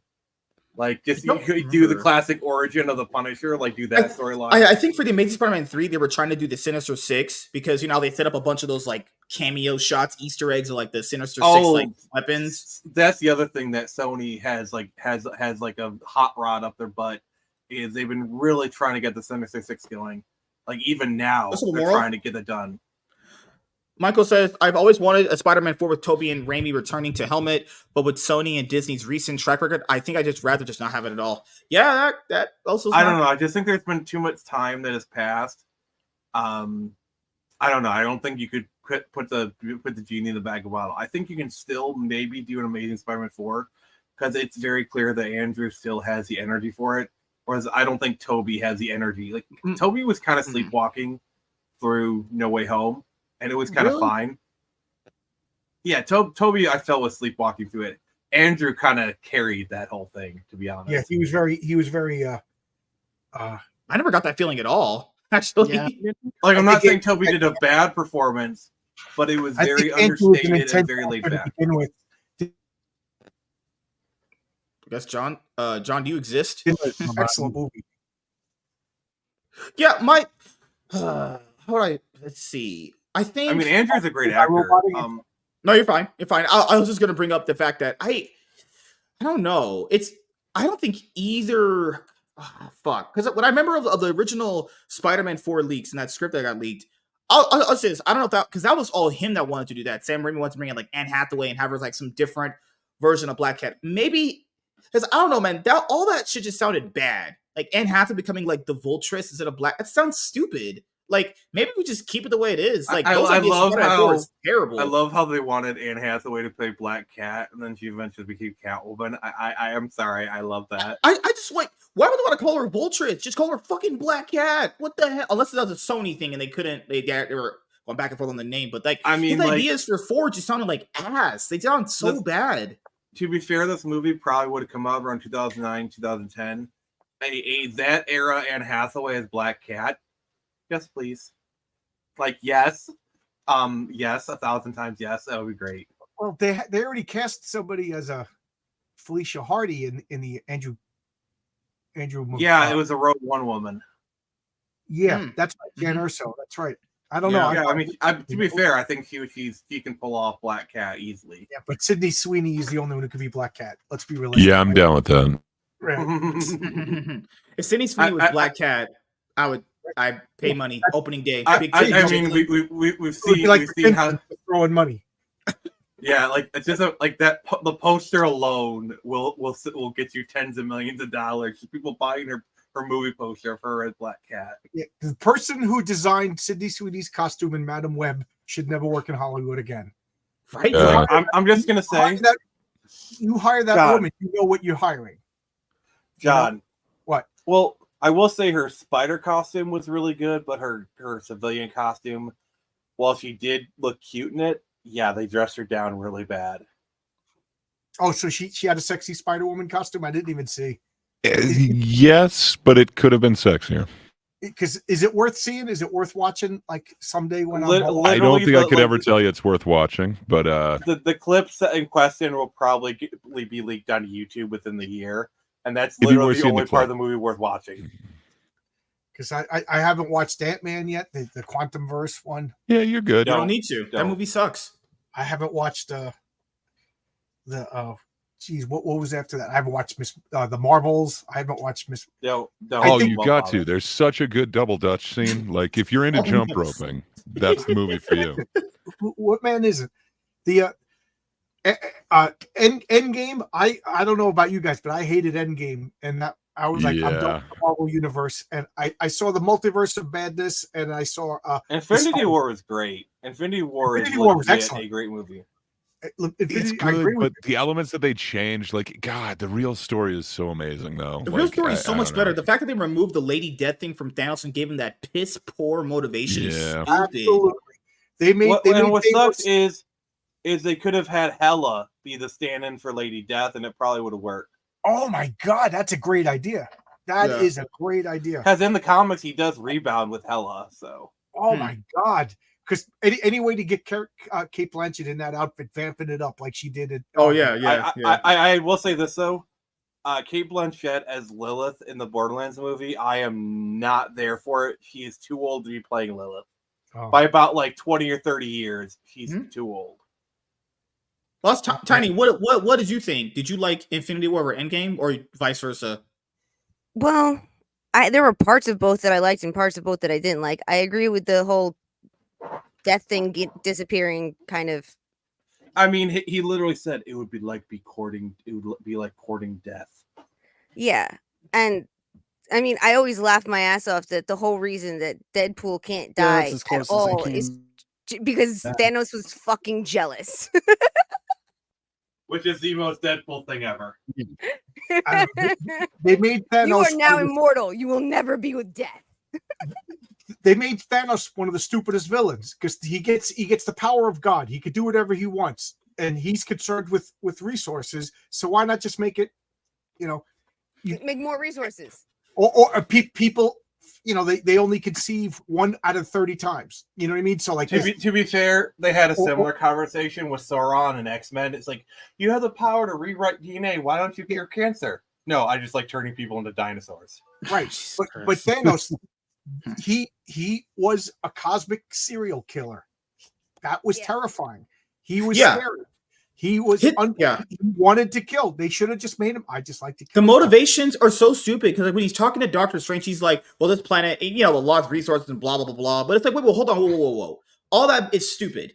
How can he think that every other planet in the cosmos, because he knows the universe is infinite? Right. How just because one planet functions that way doesn't mean the other ones function that way. That's and the worst part is, how would you even come to that conclusion? That's ridiculous. We literally don't get comic accurate bad Thanos. guys to do the bad things because there's no such thing as evil. They've been pushing it for years now. There's no such thing as actual evil. So you have to come up with it's the identification with the villain things so that you feel bad for the bad guys and understand that they're not actually evil. Yeah, I know. I do love my great. Bill's mom got attacked by Dalmatians. Like Tiny, I do love my gray morality. Like I do love my villains, understandable villains. The problem is partial to gray myself. You gotta be a good writer to pull it off. And the people who are trying to like push this shit are not good writers. No, and they think Whoa, they are. I can't hear you at all, man. They also forget that Thanos' name means death. Yes. Yeah. He was born to kill. He was literally born to kill. He's fascinated. He's obsessed with death. He just wants to kill. We can hear you. I think Oxide's cut out. Would that have been? It's just like, why are you doing this? And he's just like, I just love to kill. I just want to kill. You know what I mean? Yeah. I just didn't get the motivation. I don't know why people thought what he was saying made I don't think Infinity War is a bad movie by any stretch of imagination, but that actual motivation behind Thanos is terrible. That is bad. Because it is the ultimate socialist thing of simple idea that sounds good on paper, but when you actually execute it is like the worst idea ever. It's actually the most attractive idea for these stupid socialists. Like literally, how would he know every other planet is going to run out of resources? Because his did. Like that just makes you can't possibly come to that conclusion. But not only that, why risk it though? 100 years from now, we have the same problem again. Yeah. And then you destroyed the Infinity Gauntlet. And here's another reason why I didn't like. I mean, through 100 years, all it takes is 50 years. To get to similar levels of population. Right. Yeah. It's stupid. It just shows you how stupid he is. And then another problem I have with the movie is they got this Infinity Gauntlet generating machine, because that's what the time machine is. They could just go in there. Robert Banner could, or Bruce Banner rather, could just zip it around. Next thing you know, they got another Infinity Gauntlet. So nothing matters. Another thing about Infinity War that just I always go back and forth on either one of them because either day I could like either one of them. But Infinity War, the ending of it is Thor could literally just kill him with his axe, just to his head, just kill him. But he doesn't because reasons. To be fair, that's a good character moment for him. It's because he's so laser focused. I actually think that's a good character moment because he's so laser focused on killing Thanos, but at the time he does it, he's so laser focused. He misses the head, so he's so blinders on. I think it's a great moment for him. I also think that when you have the Infinity Gauntlet, he's seeing it come to him. He could just literally turn that thing into I don't know, anything, ashes, birds, whatever. He just lets it hit him. I just have no clue why these things need to be contrived. To be fair, Stormbreaker is legitimately designed to resist the effects of the Infinity Gauntlet. Like you notice how Infinity War, he throws at Thanos, and Thanos literally puts a full force of the Infinity Gauntlet, and it just cuts right through it. Well, then the Infinity Gauntlet isn't the Infinity Gauntlet. The whole point of it is it's supposed to be all powerful. That's the point of it. It's all powerful except against this thing. Well, you're showing how the story falls apart. Also, Stormbreaker's not enchanted. It's just a really strong axe that just goes through. I was like, this makes no sense. This is actually Stormbreaker is enchanted. Stormbreaker is magical. It has the power. What? It has the Dinklage made it so. Yeah, the world's kingly axe. It's the world's biggest midget axe. Even because even before that, in Thor Ragnarok, and has his dad tells him, "You're strong enough on your own to do anything." Next movie, you need an axe that can kill this guy. That is also stupid. If he's strong enough to do it on his own, he's strong enough to do it on his own. He doesn't need to be strong enough to get a weapon to kill someone if he's strong enough on his own. Things at that point started getting really contrived. It's just so stupid. To be fair, even with that speech, Thor literally hit Hela with the biggest lightning bolt in the history of lightning bolts, still wasn't able to kill her. Sorry, I'm just debunking all your points here.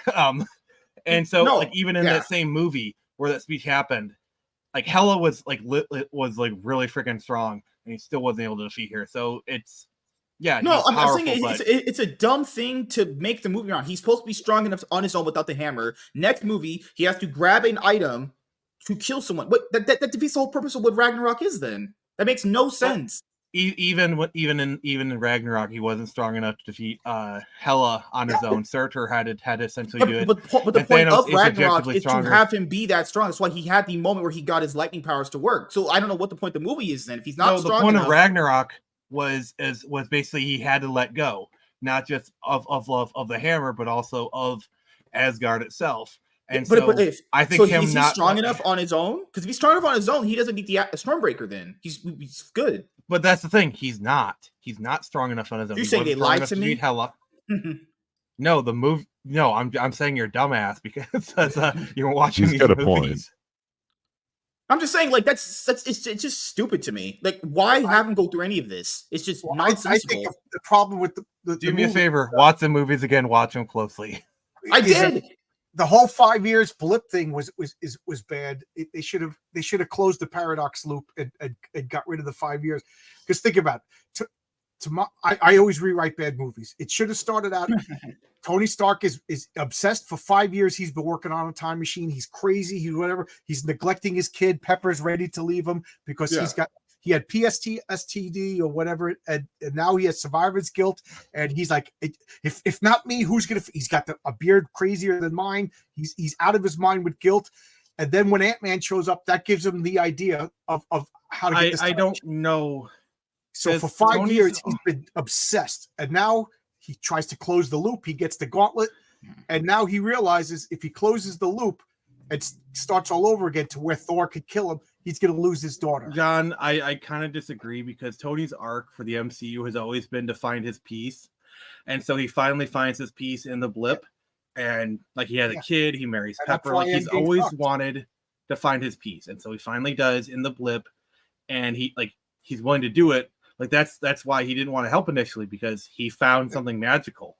And that's why most of us agree that Endgame wasn't that good. Also, Doctor Strange has the Infinity, the Time Stone. Doesn't use it. He knows he has it. He just doesn't use it. I mean, he literally looked through infinite realities, and there's only one timeline where they actually win. Such contrived bullshit. Like at that point with the Ragnarok thing, some of the stuff in Infinity War and stuff in Endgame that I just didn't like. I was like, I don't know if the future looks bright for something. They were making some really contrived shit there. You would have to logically break out of superhero logic to make sense of it.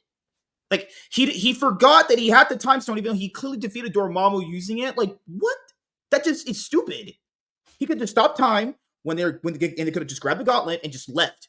But he just forgot he could use it. And it's like, why do we have to make our characters this way? Like why? I just maybe I think too logical about this stuff. Maybe my brain to be fair, there's a lot of these situations where if character did X, we literally would not have a movie. You know, like that is like littered all throughout fiction. Yeah, well, that's why I think there kind of comes a point where we need to stop nitpicking movies. Like, obviously, bad movies are bad, but I feel like we kind of nitpick movies to like a really, really badly degree. But do you think it's not fair that they have a character with something that he uses in one movie but doesn't use in the other one? I think that's a pretty fair. Well, the problem is, I don't think it's fair because. Well, once they bring in time travel, they cause problems, and that's the problem. Whole Endgame is bad time travel. You know, time travel becomes the Deus Ex Machina. They have time travel. Why does the Black Widow die if they have time travel? Why does the Black Widow die? Why did Quicksilver die if they have time? Because like I maintain Infinity War is a good movie. I maintain because Infinity War is Thanos' what movie was a good movie? What'd you say? Infinity War. Oh, yeah, Infinity War was excellent. Infinity War was Thanos. Thanos was the protagonist of that movie, and the protagonist wins. Yeah, he was obsessed with the idea and wanted to be. Yeah, like his idea that it just anyone that comes to those kind of conclusions that's just crazy. There's infinite cosmos in this universe, and he's like, one planet's gonna do all that because my planet did it. That's like beyond levels of anecdotal evidence. Beyond levels of that. In a lot of like comics, Earth does really punch above its weight in terms of like its effect on the cosmos. Yeah. I don't think there's anything else in Infinity War I didn't like. Besides the things that I mentioned there, everything else is fine to me. I didn't like that Valkyrie abandoned her post 2,000 years ago, becomes an alcoholic, and she's the only one who could become the queen. There's not one of the people that survived and helped. That is, okay. So Thor feeling guilty or unworthy, and he leaves. But let's find this deserter alcoholic. She'll be the leader. I mean, her deserting, I think, was a fair storyline because like her entire team got wiped out. But her becoming the queen was kind of BS. They're Valkyrie, you mean? You know what I mean? They're supposed to be warrior born. Fuck off. The one thing you can't do. The Spartan. Do you think the Spartans would elect the one guy who threw down his shield and ran away as king? Are you talking about when they let Valkyrie become king of Asgard? I don't know why I'm calling queen, but they're king of Asgard or whatever bullshit. Okay, I remember that. Yeah, stupid. Yeah, like she's the only qualified person. The drunk, I guess. There's not one person who stood his ground who not all those men soldiers they have in Asgard that ran away with Ragnarok. I mean, at this point, why not let Lady Sif Enchantress showing up? What's that? When is Enchantress showing up? She's not, because DC got to it first. There's a DC Enchantress, so they're not going to do it. And that's another thing. When is Loki going to be in his own TV show instead of the Sylvia show? Yeah. Someone say it's just. I mean, isn't Sylvie basically Enchantress? Yes, for the Marvel she even universe? has the green energy. She's the better Loki. Yeah, he's killing right now. I mean, I don't mind her. I don't care. Yeah. If they redeem Loki. He killed more New Yorkers than Osama bin Laden. I don't want to watch a show where Osama bin Laden gets redeemed. I don't care if it's an alternate version. I don't care. But when we went to his bunker, he had a bunch of emulators. He played Pokemon. How can you not like a guy that plays emulators of Pokemon in his base, in a secret bunker? He's a bad guy.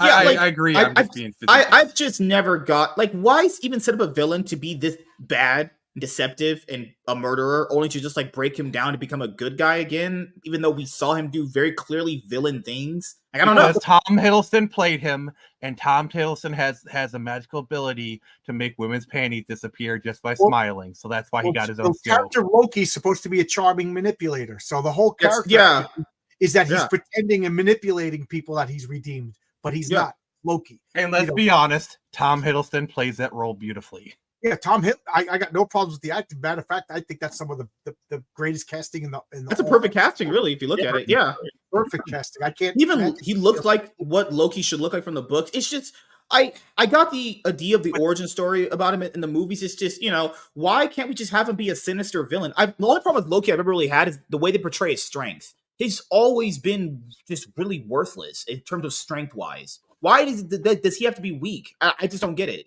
I don't get it. I don't know. If I was making the Loki show, I would have Loki go through all of this redemption arc and everything like that. And then when he's alone, he's just laughing, like they're buying it. He's still Loki. Yeah. You know what I mean? He's evil. Loki is a bad guy. He's a killer.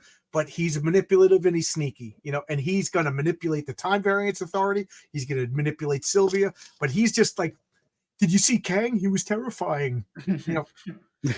Oh, good night, Iron. Oh, yeah. I'll see you guys later. I got to go help her out or take care of the dogs before I go to bed too. I'm wiped out, but I'll be watching the rest of the show. You guys have a good night.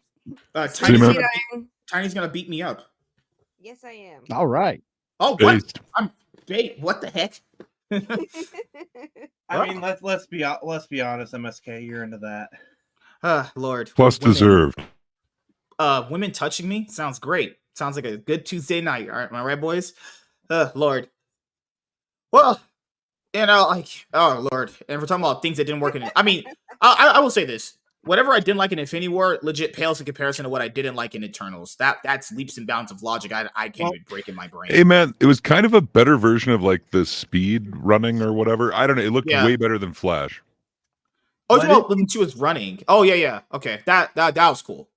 I didn't see Flash, and I will say the worst possible criticism of a superhero movie about the Eternals. It was boring. It's only boring. It's legit a superhero movie. It shouldn't be boring. Massively boring. I don't know why people cast Gemma Chan. Gemma Chan is a uninteresting, not charismatic actor. She is trash herself. She's Salma Hayek, though. Which character was that? Gemma Chan was the love interest of fucking hell. Circe? So yeah, fuck yeah. It was she was nice to look at. She looked great as the character. But did anybody see Crazy Rich Asians? She's bland in that. She's bland in The Creator. She's bland in everything. She is not main lead lady material. She's nothing. I thought she was bland. Kind of reason in The Creator though. I did see The Creator. This was the first time I've ever seen her. She looked great, and I just thought she was bland because everybody was bland.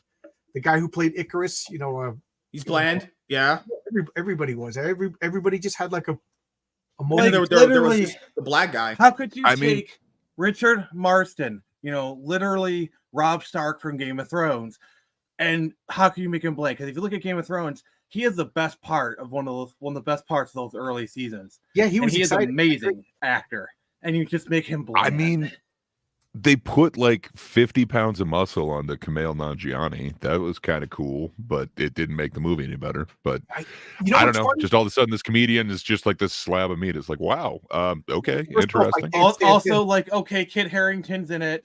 He's the Black Knight. They tease at the end of the movie. They literally do nothing with his character.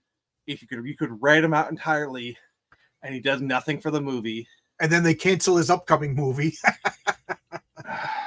Hey, but Blade was kind of in it or something. Kind of. Yeah. I got to give props from Mahershala Ali. So apparently he's the reason we haven't gotten Blade, because he just is not satisfied with the script. Because apparently they've tried to do like the SJW nonsense of like, oh, we're gonna have Blade's daughter and she's actually going to be the star of the movie, and he's just not having it. Apparently a lot of the scripts didn't even have a lot of action in it. So he's just been like passing on all that stuff. That's why we haven't gotten a Blade movie. I think Mahershala Ali is actually a good choice for Blade, but some metal movies. All stuff, I dig him as an actor, man.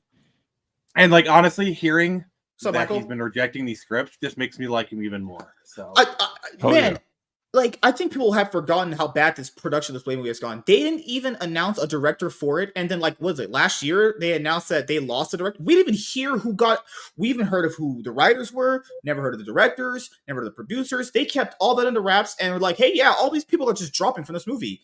The people that you remember never heard of get hired." The Flash went through. A lot of them went through like four different directors. Mm-hmm. Yeah, fucking hell! Like, hopefully if you were hoping for a good Blade movie movie out of it. Like, if you were hoping for a good Blade movie, I doubt it, man.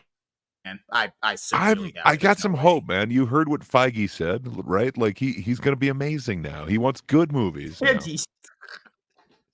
Okay. Yeah, the new improvements to you. Yeah, good. Okay, honey, I'm going to change, honey. It's going to be good from now on. I can good now. Yeah, I gave you 2 blind eyes, but it'll be better now. Yeah. Here's my conspiracy theory. The reason why Phase 4 was so bad is he took a step back, and Victoria Alonso was basically running the day-to-day operations. And I think that Kevin Feige has good instincts, except he kind of took his hand off the wheel for Phase 4, and he paid the price. Because look at what he did with Daredevil. Like during the writer's strike, he reviewed all the footage, and he's like, no, get this crap out of here. Now that Kevin Feige is actually putting his hand back on the wheel, he's making the right calls again. Remember, this is the same guy that gave us the Infinity War saga. Mm-hmm. If he actually can start to care again, I think we might have a chance. I just think he might. This I could be wrong in this. I just think he took his hand off the wheel for Phase 4, and he paid the price, and now he's trying to make up for it. Well, we went through this a lot in these shows. I think a big problem with them is, like it's that Guardians of the Galaxy example we talked about last time. I think you were on here, which is like a lot of people think, oh, it's because this guy did it one time. And it's like, okay, that can really only happen in a very few select amount of times. People legitimately want to see characters that are popular that they care about. Okay. Like all these characters are coming out. Who gives a fuck about Miss Marvel? Really, I swear if I had a nickel for every time an unknown character got a movie and people were like, "Oh, we should give it a chance because Guardians of the Galaxy was good." Every time I hear that, I'm just like, ugh, it's happening again. It's like I can literally buy water. Came out of nowhere. You know, in 1975, there was no Luke Skywalker. Right? Yeah. Yeah. Well, here's the thing: Guardians of the Galaxy is literally the only time they have successfully taken unknown property and actually made it mainstream. Guardians of the Galaxy is the only time. I think you're forgetting about Madam Web. The only other one that I could probably argue is maybe Blade. What we're actually forgetting is Morbius, the greatest film ever. Right, hey, the memes were incredible. Okay. All kidding aside, guys, we literally memed the movie back into theaters. How many people outside the comic books knew who Doctor Strange was? Like, fair enough. That actually is probably a good example. You know, Doctor Strange. I mean, Doctor Strange was kind of known. Like, I've always like. Because Doctor Strange showed up in a lot of the cartoons as a kid. He wasn't he in the Spider-Man animated series? Pretty sure. He was in he showed up in the Hulk. I know he showed up in the Hulk. Yeah, but I think he actually got a peripheral. Where it's like they knew the core, they knew Hulk. I do get what it's like. The only other character that I could maybe someone think of in my brain that worked the way is Blade. They made the Blade movies. That's people's only interpretation of Blade. Well, the thing with Blade, but those were two of those. Blade was a horror movie. Blade was a horror action movie. They did not market it like Blade was not a comic book movie. Like, I'm sorry, I know the modern thing is that Blade started the Marvel Universe. No, it didn't. It opened the door. X-Men did. I'm sorry, I know people like to discount X-Men, but shut the F up. Blade was a horror movie. The fact that it was a comic book character was relegated to trivia. I was there. I remember that. Yeah, I just don't think you can just do that with a bunch of unknown characters. Because, like, first of all, you got to get the right person. No, if you got the right person for everything, we would never have bad movies. That's just like, this is like goes without saying. I think why can't I just have the popular characters that people like get the movies? Because they've been saying the reason why the movies have been not doing so good is because people don't know who the fuck these guys are. Okay, so if that's true, can we get characters people care about? Can I get Iron Man? Saying we need the right director for the movie is like saying we need to breathe in order to not die. Are you sure?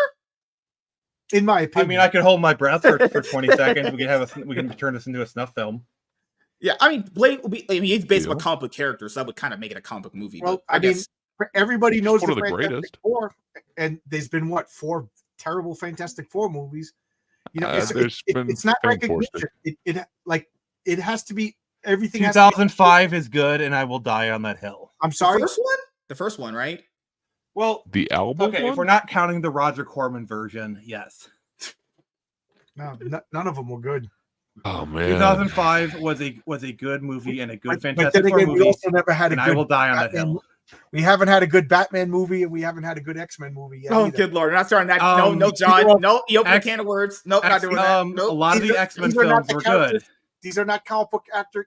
Batman doesn't wear armor and absorb bullets and blow up buildings and use machine guns and bombs. I mean, are you talking like X-Men Peripheral? Because like Old Man Logan was pretty decent. Old Man Logan was X-Men X2 are and like the Wolverine are legit good. Days of Future Past is good. Days of Future Past is the best X-Men movie. I agree. First Class is legit probably the best X-Men movie. X-Men First Class, in my opinion, is probably the best X-Men movie. Was garbage. It was just poorly written, and it's to me the first X-Men movie it's aggressively meh. X2 is a great movie because like they have a lot of fun with it. X3 is bad. Yeah, that's Origins is that's so cutting it lightly. The Wolverine is good up until the third act. Really? I thought they butchered all that storyline when it came to the Silver Samurai and him going to Japan. They could do so much more with the Wolverine. Well, that's why I said third act. Like everything up until the third act was pretty good. Like that train fight sequence was really great and going into his past. But yeah, the third act was pretty bad. First Class was really, really, really, really good. That was I forgot about First Class. That was great. First Class is great. And also, by the way, Days of Future Past is literally Chris Claremont's favorite X-Men movie. And then after Days of Future Past, they made Logan, and they never made another X-Men movie again. The fact that they even ruined Apocalypse just goes to show you how hacked these people were. That you want to know how hacked they are? Actors in that too. Like my God. You want to know how hacked they are? So X-Men 3 was written by Simon Kinberg. You want to know who wrote and directed Dark Phoenix? Simon Kinberg. Yeah, you literally brought back the guy who ruined X-Men. This guy To wrote ruin X-Men X-Men again. Last Stand, and they're like, you know what? You want the keys to our big budget production movie? Yeah, sure. Yeah, I know. What could go wrong? I Obviously. literally don't understand it. The Yeah, only good thing about Dark Phoenix is the fact that they get captured by the Mutant Control Unit, aka MCU. I love the meta commentary there. I'll be honest here, man. I saw Apocalypse, and I saw that Bryan Singer was doing it. I was like, okay, it's gonna be maybe even better than Days of Future Past. Oh, was Did I Bryan wrong? Singer do Apocalypse? He did. Yeah, he directed it. Yeah. Oh. Maybe it was the writers that did it, but I have no clue. But there's no way you ruin Apocalypse like that. That is bomb. That is not Apocalypse. I don't know who the fuck that is. That is not Al Sabanor. I think that's his name. Also, as they you call do him. realize that Solid Snake literally wrote X2, right? David Hayter, the voice of Solid Snake, was a writer in X2. Yeah. That's awesome. Yeah, that was my problem with the X-Men movies too. All such Wolverine focus. Wolverine's a great character. I love Wolverine a lot. But there's other great people to focus on too. I know it's easy to say that when like Wolverine is not as popular as he was, but like you got to realize in the 2000s, it was like Batman, Spider-Man, Wolverine. Like Wolverine in like the 90s and kind of going to the 2000s was probably just as popular, maybe even in some instances more popular than Spider-Man. Yeah, I agree. Like Wolverine was a tent pole character. Yep. Like he's not really that much anymore, but like so. What like, do you mean? Wolverine making out with Cyclops on the moon doesn't make him great? That's what I want. I would love it. That's what I buy my comic books for too. I would like to take a power drill to my temple to clear that memory out, please. Yeah, like this is what's gonna shoot him in the foot too. Like it's the problem with That's Wolverine. why everybody loved Logan. That scene when he used his claws and cut the guy's arm off when he was changing his tire. The closest we got to it was the mansion fight. Was the mansion fight? Yeah, in I agree. X2. Yeah. It was sanitized, but he did go a little bit crazy. That was that's the biggest problem as the movies like narrative progress. When you're basically Stab Man, they have to tame you down to put you in an all ages movie. Yeah. I mean, in the famous what basically made Wolverine a popular character was that Dark Phoenix saga when this issue Wolverine fights. You didn't really see him killing anybody. You saw one scene of him, and the rest. I actually cannot wait to see him in Deadpool 3 because, like, we know he's going to get really bloody and it's going to be comically over the top. Yeah, even in because I know people have been like narratively focused on the Wolverine thing. Like we talked to like general people. First Class doesn't have him in it. First Class, he's just a cameo. People like that one. It's like you can do it without him. I don't know why you can't. It's like there's other great X-Men characters out there people have never been exposed to. It's awesome characters. They did Cyclops 30 in the X-Men. Absolutely. Very good. Yeah, he's got treated like shit. And Jason Marsden is a good actor. Like, he's a good actor. He was done dirty. Absolutely. Storm's treated like shit. Juggernaut's treated like shit. Colossus is somewhat, I guess, get better than the I don't know. I think they were okay with Storm. You know, because like she had a lot of good. Like, Halle I'm gonna Berry be honest with had you. the gravitas to play this goddess. You know what I mean? I'm going to be honest with you. Yeah. I think Storm's best showing was X3. Like I think she had a lot more to do. Like she actually really took charge in X3. Mm-hmm. But the biggest problem with X3 was like, oh, there's nothing to cure you. You know, like the whole cure storyline was really botched. You know, Nick, the problem with X3 is that X3 exists. When the cosplay of Storm is better than the movies, you know. I never cared for Halle Berry as Storm. I felt like she was just delivering a lackluster performance every single time. She's not too Storm. soft to be Storm. Storm is supposed to be like 6'4", elegant. Storm is stern. She's like when she talks with conviction. Like that's not Halle Berry. And Halle Berry, I like Halle Berry. I don't want to. She was just miscast. You like black women? Yeah. Okay. Yeah, black women are cute. All right. Who did we lose? Oh, we lost me. Okay. So I don't look at me when we talk. I look at whoever I talk to. I didn't even notice. Tiny, what do you think? What was your not hated? What was your hated things about those Fox X-Men movies? Actually. All right. Well, I'm not actually a huge fan of Cyclops. I kind of always found him to be annoying, so I didn't have a problem with them doing him dirty. I actually kind of enjoyed it. I'll admit that. Let's see what else. Fighting words. I'm just kidding. No, I love Halle Berry as an actress in many ways. No, she was not right for Storm. They've never gotten Storm right. I love Hugh Jackman as Wolverine, but he's not really Wolverine. Like Yes. I love watching him do it, but every time I still feel like that's not the true Wolverine. Yes. The true Wolverine should be shorter, meaner, nastier. Glenn Danzig as Wolverine. So what do you guys think I'm about? very like, good at what I everyone's- do, and what I do is not very nice. Yeah. So apparently everyone's trying to cast Daniel Radcliffe as Wolverine. What do you guys think of that? Oh, please. He's don't. too pretty. Wolverine is supposed to be like ruggedly ugly handsome. So you mean me? Yeah. Oh You know, God. I said we need handsome. Somebody who's naturally very like. Daniel Radcliffe? Oh hell no! What the fuck? It's a terrible fan cast. Whoever did that needs to be fired. No, Daniel. Well, if we want Radcliffe- an actor who's short to play the role, let's just get Tom Cruise to do it. Why not? He's Hey, a man, model. I will say this. Remember, and this came out to be true. He was going to be Iron Man in that Illuminati Doctor Strange Multiverse of Madness movie. Tom Cruise, I'll say Iron Man RDJ did a great job as Iron Man, right? But if you're the other replacement as Tom Cruise, I think that's pretty damn good. Apparently, that's he was the original choice to play Tony Stark. Like I think The fact that fans He were was like, on the no, I just want Tony, but can you give me someone better? Tom Cruise. They're like, no. Like, what? What? That's fucking ridiculous. Tom Cruise is like the next best thing. People are retarded, man. I hate people. I hate fans. I want to choke all of you, actually. What do you guys think of Pedro Pascal as Reed Richards? Terrible. Oh, God. I don't like it, but I can learn to live with it. No, I don't like think there's any way he can possibly pull it off in any form at all. Who Not do you a think, single fucking Tiny? chance. You've been quiet. Who do you think should be Reed Richards? And realize this is going to determine whether or not I invite you on my channel. So no pressure. But she's Oh. always welcome here. You know, she needs Honestly? the black man. I'm not sure that there's anyone of the right age who's already a well-established actor who could play Reed Richards. I'm just not sure I think that John there's anyone I Krasinski think did a who good could job in actually. Multiverse of Madness. He needs to look like a man that, like, when he walks into the room, you just feel like this is the smartest fucking guy in the room. You want to believe that this is a man that could hold Sue's attention when she's fucking getting wooed by Namor. And I just don't think we have anyone who can pull off that. I I'm would sorry, say, but if they had done John Krasinski and Emily Blunt as Sue Storm, I think it would work. yeah, it would work. But my dream cast is still John Hamm in Mad Men. I can sort of see it with him. I can sort of see it, but even there, he's a little. I will too, say he's a little too I blue think collar. Vanessa He's a little Kirby- too rough. He's a little too. I Man, think Vanessa Kirby is a good pick for Sue He's got Storm. chops. I think Vanessa Yeah. Kirby is a good choice for Sue Storm. I think she's a Yeah. good choice. Yeah. I still think I can't pronounce her name. The girl from Chuck, Irene whatever her name is. Shakowski? Is that? Yeah. Good lord.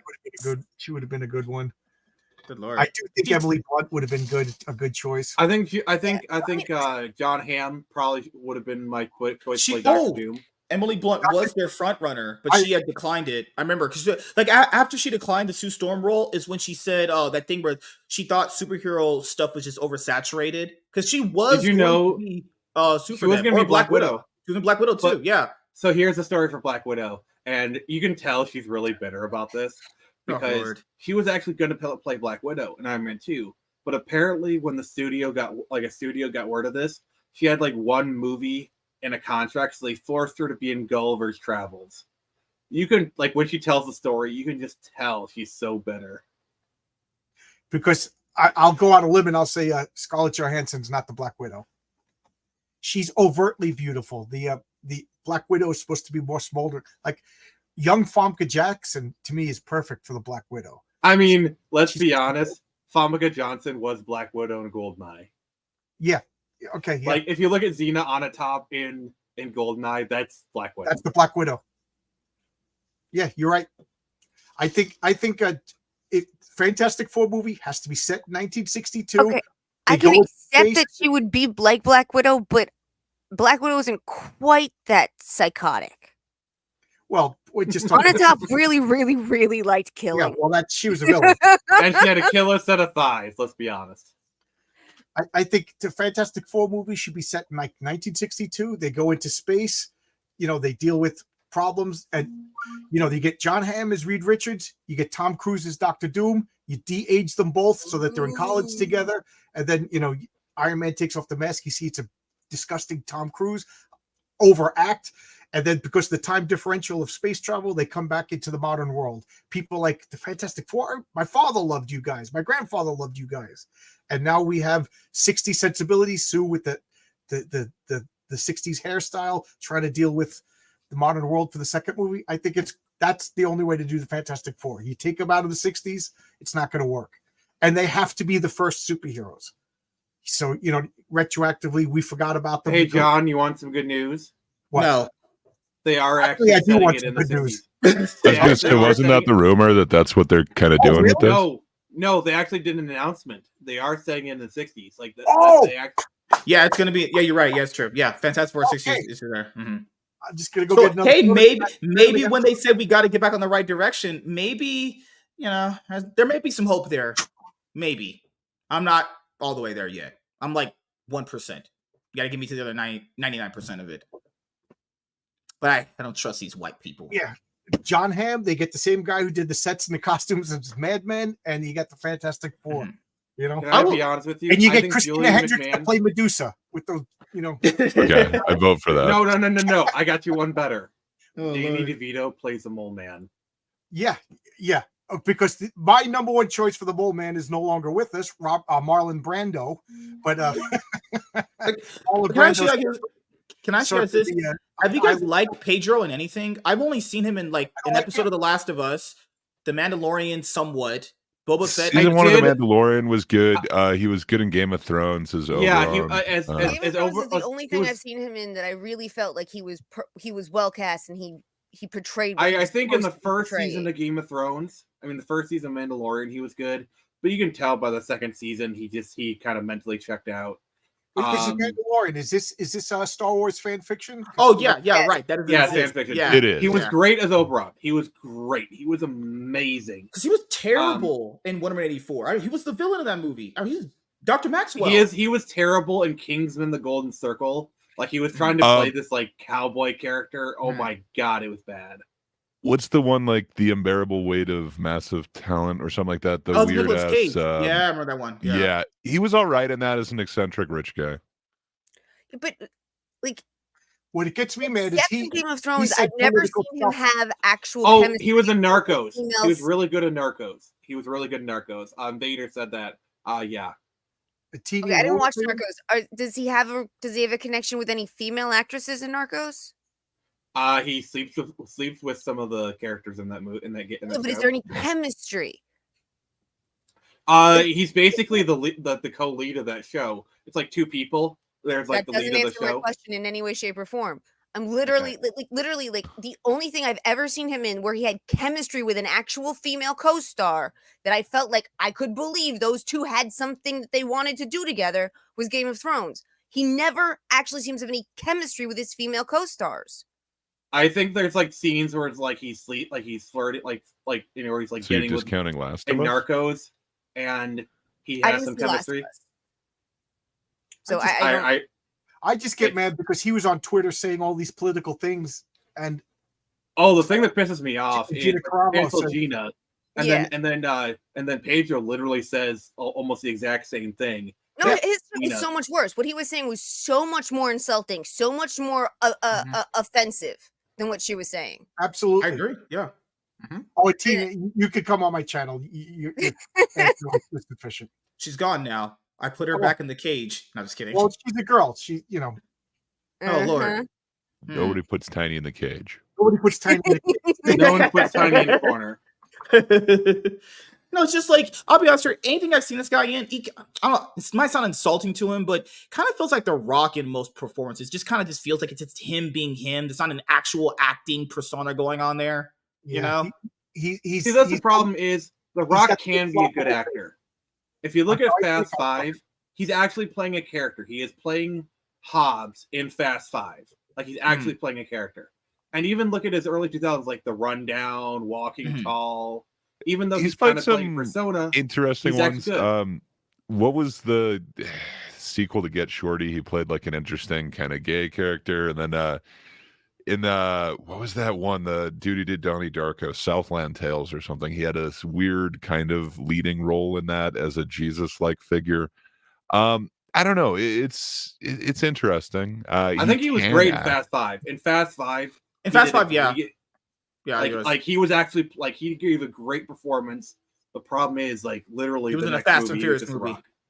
I think he still has most of it in Fast 6. I would say Fast 7 is where he loses it all completely. It's just he's. I don't know. Flexing out of a cast is pretty badass. Whichever one that was. Yeah, but that's something The Rock would do. About The Rock now? I got confused. I was like, I'm talking about like playing a character because like The Rock is The Rock actually is a pretty decent actor when he wants to be. The problem is The Rock wants to be a persona actor. He plays The Rock. That's what I have for Pedro Pascal. Like, is that guy so charismatic you don't care? Jason Momoa is not a good actor either, but I want to see that guy in movies. There's something likable and charismatic about. Tell me, is there a movie? I'm sure Fast 5 or whatever. Jason Momoa and The Rock, they could just sit there and have a beer and talk, and I'd be like, I'm going to the movie. I gotta be honest, it's pretty horrible. She's warming up the car already, you know. I gotta be honest, Jason Momoa in Fast X was just a little bit too much for me. I like Jason Momoa. I think he made Aquaman. Like I like to say the movie made $1 billion because of the movie made $1 billion. Nobody cares about Aquaman. They wanted to see big. They care about Jason Momoa's abs. That's what happened. No. Care about way more than just his abs. Okay, Tiny. Okay. I mean, you gotta realize Jason Momoa is shirtless like 90% of that movie. Hey! I look like That's Jason. One of the reasons why it made so much money. I look like Jason Momoa shirtless. So, Tiny, all the ladies out there, if you want to see me shirtless, just DM me. Just show off the MSK. We don't have any more CG budget. You literally blew the entire CG budget for this podcast. I blew the budget. Making yourself look like you have abs. I hope you enjoy your $50 million abs because that's literally Invader all says, I really don't get the hate with the guy. I agree he's a little too much now, but he's a fine actor, and I thought he was fine as Joel. No, I'm not saying he can't put on performances. I'm just saying it feels like, when you watch an actor, you're feeling like they're becoming that character throughout the movie, they're portraying him. I don't feel that with him. I feel like he's just meh. He's not really convincing me he's another guy, honestly. Outside of being... What's that one thing? The 84 stuff was really like, this guy is not a villain. Like, what the fuck is this? Like he was trying something. I'll give him credit. In 84, he was trying to do something. He's trying to be that charismatic, sleazy guy, and I was like, oh, okay, a little bit's getting there. Yeah, like he was trying. Like he was putting an effort. 84. I'll give him some credit. Life is good for a lot of his stuff. A cool line, I'll say. I feel like through Mandalorian, he sleepwalks past season 1. You look like Charlie Chris. You look like Charlie Chris. What the fucking hell? Reading is hard for black people. Christmas tree, shirtless. Oh, that's a burn. Right. That is a burn, but it's also a very astute observation. Oh, he said Jason Momoa in Fast X. I think he's only part of the movie that. Hold on. You're talking about Infinity War, right? Fast X, Infinity War. It's kind of what that movie was. Here's the thing, how bad does it have to be where Brie Larson is not the worst part of a movie in Fast X? Like, he's actually tolerable in that movie. I got to be honest. Yeah, I think so too. She doesn't get enough to do. She doesn't get enough to do, but when she's there, it's not like bad. It's not like Ian Michael Richardson carries that movie. Like, Ian Michael Richardson should have been the villain. He is a great actor, and I'm glad he's getting roles. Yeah. And in that movie, he's actually good. Here's also, a question: who wasn't that, shit in Wonder Woman 2? Who wasn't bad? Fun fact: in Fast X, you have 2 Aquaman teaming up. You mean Infinity War? No, in Fast X. Infinity War from Smallville. Yeah, because Ian Michael Richardson played Aquaman in Smallville. Do you have 2 men getting each other wet and sexy and hot? Wait. So Mills Aquaman is in Fast X? No. Jason Momoa and Ian Michael Richardson are both in Fast X. Yeah, they are. Yes. Yeah. Okay. Crazy. Also, I love how Ian Michael Richardson, his character in Hunger Games, was literally just Aquaman. So is he Reacher? Is he the actor who plays Reacher? Yeah, he's Reacher. He's brilliant in that role. I didn't know he played Aquaman in Smallville. Yeah. I mean, to be fair, that was like 20 years ago. Arthur Curry. So. It was decent. They really pushed into the 90s when Aquaman was very eco. He did have blonde hair, blue eyes. He actually he looked like Arthur Curry. So also, Smallville is one of those things where like they had so many cameos. Like, oh wait, they had that character in there, like Zatanna, Dr. Fate, Mart. Yeah, the only Wonder Twins even got an episode. The little brat who played Impulse was really good at being annoying little freaking Impulse, but I was like, why do we have Barry Allen's grandson in? They literally did a Justice League episode of Smallville. Yeah, they do Justice. Well, I don't know. I got tired of Smallville after like a couple episodes. Like, you're gonna make Superman, put him in the Superman suit, fly around. I don't care. You know. To be fair, seasons 1 through 4 are pretty good when it's like high school years. But after season 5, when they clearly want to do Superman, but they also don't want to. But seasons 1 through 4 is legit good. I think the last great season of it is season 6. It's kind of stupid.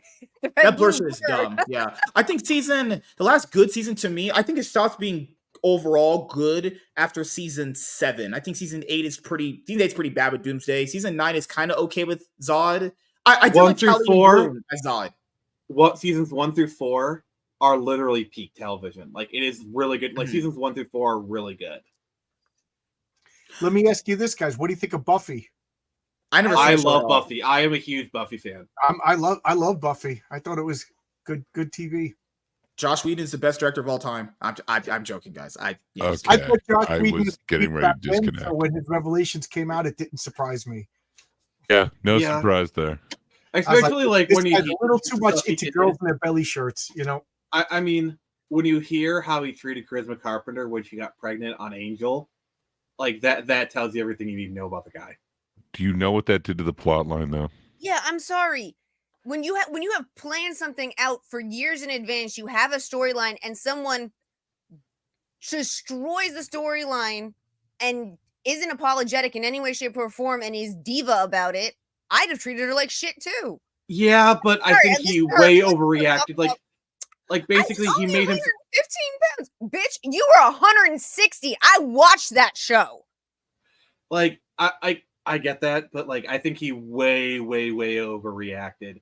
I'm sorry. I don't know if it's just because I grew up listening to stories from like the 60s and stuff, but I always expect directors are going to scream and rant and rail and be like crazy. I always assume that's what a director's supposed to be like. I mean, especially now, I met were like that. Now that people are talking about Joss Whedon, like apparently, like he hated James Marsters because like James was only supposed to be like one episode, but like they kept bringing him back. He didn't hate him, but he was really angry that they wouldn't let him kill Spike off like he was supposed to. And supposedly, James said he slammed his fist into the wall by his head and said, "I can kill you anytime," and screamed at him and then walked away. And James was like, "I wasn't upset by it though because I understood that the producers had taken something that he had designed and worked on and." Oh, really? Spike was supposed to die? I mean, to be fair, Spike was kind of the best part of the show. Like having him keep coming back. He actually had a like. Here's the other thing. Joss Whedon kind of screwed himself because like his best writing was with Spike. It's kind of weird. Like he hated Spike, but he gave him really good storylines. We don't know what we would have gotten if he'd been able to kill Spike like he planned to, though. We don't know here's what the thing. He didn't get if you wanted do what he was planning on. He didn't do himself any favors because he gave Spike really good storylines. Like that's the thing. Kind of like Sylar in Heroes. That guy should have died. Not killing Sylar ruined Heroes. You know, he was the perfect villain. Do you guys know what I'm talking about? Yeah. Oh, people eat your brain, stealing their powers, and then he became a fan favorite. Sometimes giving the fans what they want is the worst possible thing, and Heroes is a perfect example of that. To be perfectly fair with Heroes, the writer's strike killed it. Yes. Also, yeah, I loved Heroes. I bought the comic. But the second season 2 was really bad. Sylar was dead, because and the then writer's strike. There's a vault full of villains that are worse than Sylar. But no, they bring him back. But he wasn't a bad guy. He was a buddy film, and then Season 1 of Heroes is excellent. Peak television. Absolutely. Yeah. But the problem with season 2 is the writer's strike. The writer's strike killed a lot of really good shows, and Heroes, Heroes went on for like an additional like season or two, but it never recovered from the writer's strike. The last season of Heroes, I was actually like, I should have just stopped watching. It was driving me crazy. I was like standing up, Ed, this show sucks. Why am I watching it? But I'm such a compulsive person. I had to finish watching it. Been there. Same with Lost. But I mean, like, when it comes, like, I'm sorry, there is no one else in modern day Hollywood that can write a well-developed, multi-dimensional female character as well as Joss, and there's no one that can direct a female, multi-female better than Joss. I disagree, because one of the best things Joss did is he cultivated a lot of really good writing talent. Marty Noxon, Drew Goddard, like if you look at like the family tree of Joss Whedon, like after Jane Espen, like all these writers went on to like create some of the best shows ever. Like Grimm was done by Drew Goddard. He did Angel. Jane Espen like wrote for BSG. Like a lot of these really, because the thing is, I think like Tim Miller basically did Firefly. Because the thing is, Joss kind of like had an overhead view. After a while, Buffy was Marty Noxon's show. I think Marty Noxon came in like season 2, and slowly she crept up to basically be the one running the ship. So like, I know we give Joss a lot of credit. We got to give credit to a lot, because Joss cultivated a really great writer's room, and these characters, these people went on to write for some really good shows. Like if you like Grimm, if you like Battlestar Galactica, you know, I didn't watch either one of them. I think people don't give him enough credit, actually. I think people choose to really shit on him for that Justice League thing, and they try to rewrite history as if like this guy was never good. Like, been always disingenuous to me. Have you heard the story of him and Gal? A lot of them. Like, you know that scene in Justice League? I really wish Jared was here for this. He'd be backing me up. But like, you notice how when the Flash lands on Wonder Woman's boobs, Wonder Woman's head is turned? That's because it's a body double. Gal Gadot Yeah, she literally refused to do the scene. Joss Whedon threatened her career. Mm-hmm. Like, as much as I love Joss, but here's the other thing about Joss. He ruined an entire generation of writers. Like, the MCU is basically ruined because of Whedon speak. You got all these shit writers who don't know how to write, who want to write like Whedon, and they can't. And you got like this crappy dialogue that is in every show now, because everyone wants to be Joss Whedon. I think because like the problem with the Justice League thing, they suck. You can't like them sucking is by themselves. Like, you know. In Gal Gadot's defense, do you really want that creepy guy who plays Flash in your boobs? I'm not even close. Like, Ezra Miller's a weirdo. No. Ezra weirdo. How that guy got cast in anything is beyond me. He's the most. Also, like, if you've ever seen that really messed up movie, I don't care if he's been good in like 2 movies. There's one of them called like We Need to Talk About Kevin, where he plays a really socially disturbed, really messed up individual. That fits him perfect. Like, you know, they say, you know, what you know, he's got that down. Like he plays that character amazingly. But yeah, if he tries to be normal, that's tough. For me, it would really ruin Joss. He's actually really good at Harry Potter. Like in Credence, he should have never taken the Justice League offer, because that is the most screwed situation you can be in. I don't know. He must have got paid a fat. I mean, to be fair, I don't blame him. Actually, when he got tapped to do Avengers, he wrote a thing out to tell his fans what was going on and everything, and he made 2 different jokes about. He wished he was doing Justice League because he was a DC fan more than a Marvel fan, and so there were all these jokes when he was tapped to do Avengers. There were all these jokes about that he wished he was doing Justice League, and then what happens? Well, suddenly they offer him Justice League. Well, the problem is the thing with MCU is it's a Kevin Feige show, and a lot of directors clash because Kevin Feige is basically the director of a lot of these films. And that's kind of the problem that Joss Whedon had on Age of Ultron, where he wanted to make one film and they kind of forced him to set up all of Phase 3, and so that created a lot. I think Age of Ultron is fine enough. Avengers is good. I think you're in such a fuck situation where like he can't go in and do what Zack Snyder was doing. He has a completely different style of how he constructs his universes than Zack. He should have never taken that deal. I said Never. from the onset, if Joss Whedon had directed Justice League from the onset, it probably would have been fine. Like, Yeah, I agree with that. Yeah. even with the same actors, even with like the same cast, it probably would have been fine because he would have crafted the movie. Like him and Zack. You know the stories, dude. Remember the stories? They had to call people back. Ben Affleck's going through the the drunk divorce thing. All this stuff is happening, and they expect this guy to come in there and what magic could you work? That's why it's on his earnest. I blame him for taking that deal. That was the most fucked deal ever. There's no reason he should have taken it. He screwed his literal career doing that. Like, there's nothing anyone could do to fix that. That situation is fucked no matter what. Ben's mind's gone. Henry Cavill doesn't even be Superman anymore. I mean, if Ben Affleck was in a better state of mind, I would have had him do it because he's a decent enough director. I think he did right. He does. Yeah, that's true. Like I think if Ben Affleck was in a better state of mind, or even just say, "Hey Ben, get sober. We will let you finish Justice League." I think Ben Affleck is close enough to Zack Snyder. Because the reason why they did it, because the whole Christmas bonus things. But it's like how that money must have been so good to ruin your entire career over. I hope it was, because that's just a terrible deal. I mean, Warner Brothers did Zack dirty. Like, he left Justice League because of his daughter committing suicide. Was he technically fired? I know people have put that. He was basically fired. It was a voluntary step down, as he put it, right? His daughter committed suicide, and they kind of, yeah, fucked company, man. I always just said, if you didn't want to keep Zack around, let him come back after his mourning period. I mean, there's so many other directors. You could have brought in Christopher Nolan. They could have just waited. Why not just wait for him to feel better and come and finish the movie and just do it that way? They could have just literally waited for him to get better. There's so many other directors. Like, having Sam Raimi do it. Like, Sam Raimi is close enough to Zack Snyder's sensibilities that it would have been, could have done. They got to release the movie in a timely manner. They take out loans to make these movies, and they're paying interest on a movie that's sitting around. So that, I hate to say it, but that's business. Is they got to get the movies out. Yeah, they just chose the wrong director. It's like, let's get the guy who did Avengers. That's probably exactly what literally most opposite. Yeah, Warner Brothers and their great decisions. They also gave over $50 million to J.J. Abrams, and to do nothing. Yeah, actually. But the mentality is, all right, let's just get the guy who did Avengers.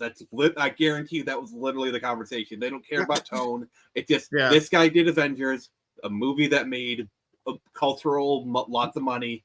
Let's have him do it. That's how these guys think. Yeah.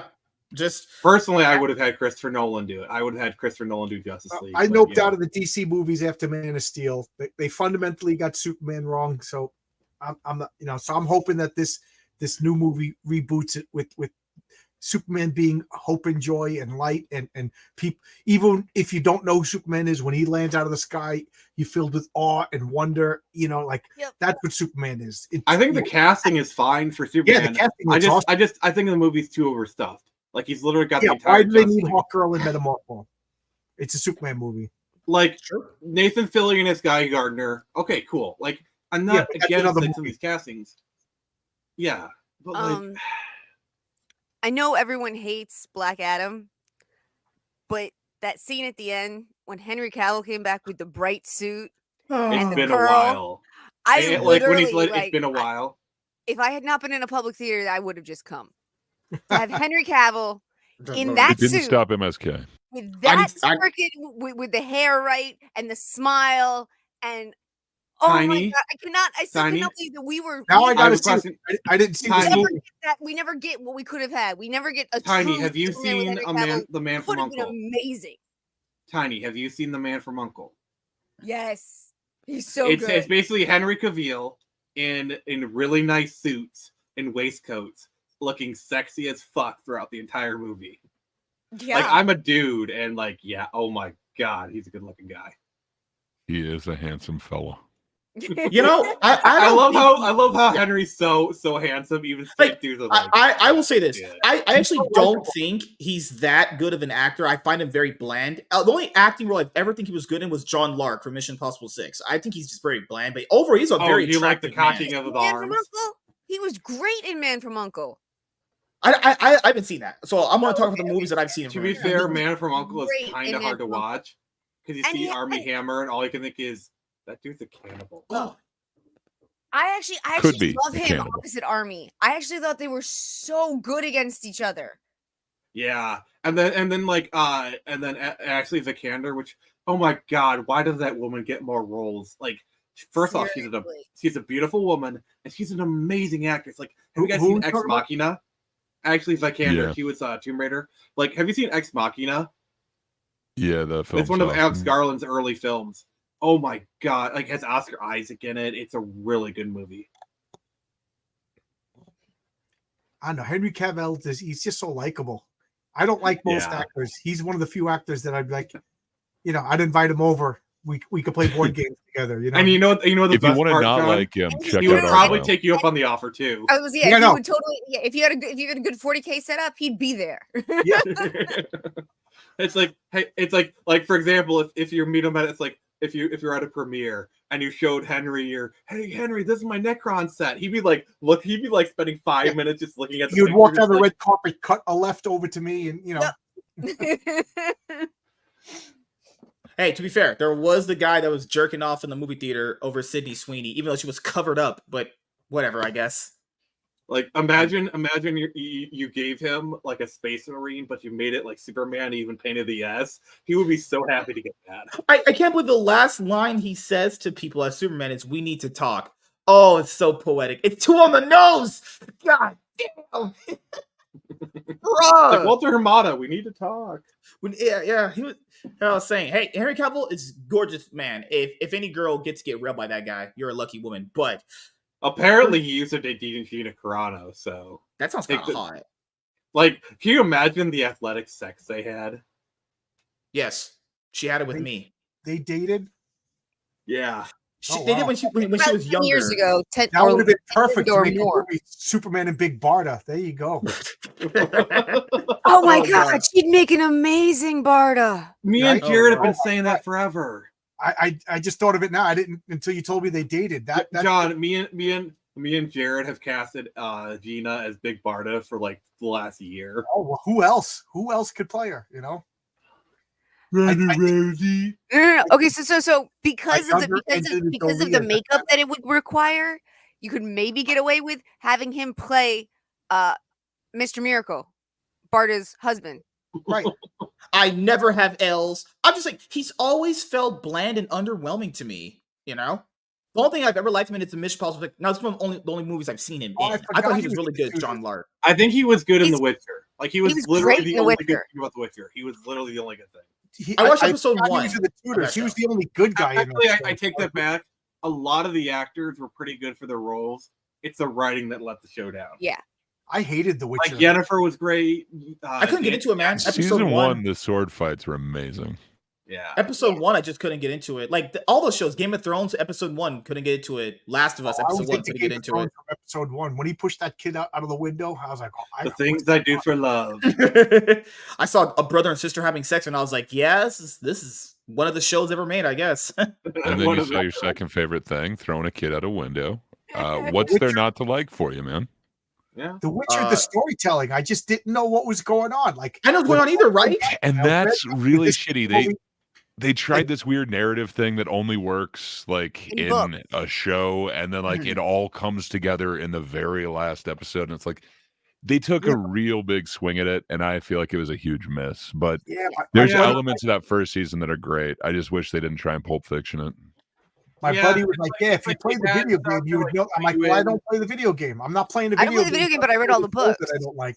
Well, that's the thing. Like, I read all the books. The first season, the first season is based off of Blood. I think it's Blood. The Last Wish, and I think they might have some. It's based because like the first two Witcher novels, because the Witcher series it was a book series first, and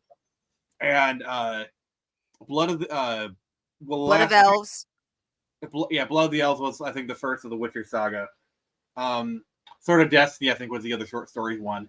Like mostly the first season was Last Wish. I think they had some sort of Destiny stuff.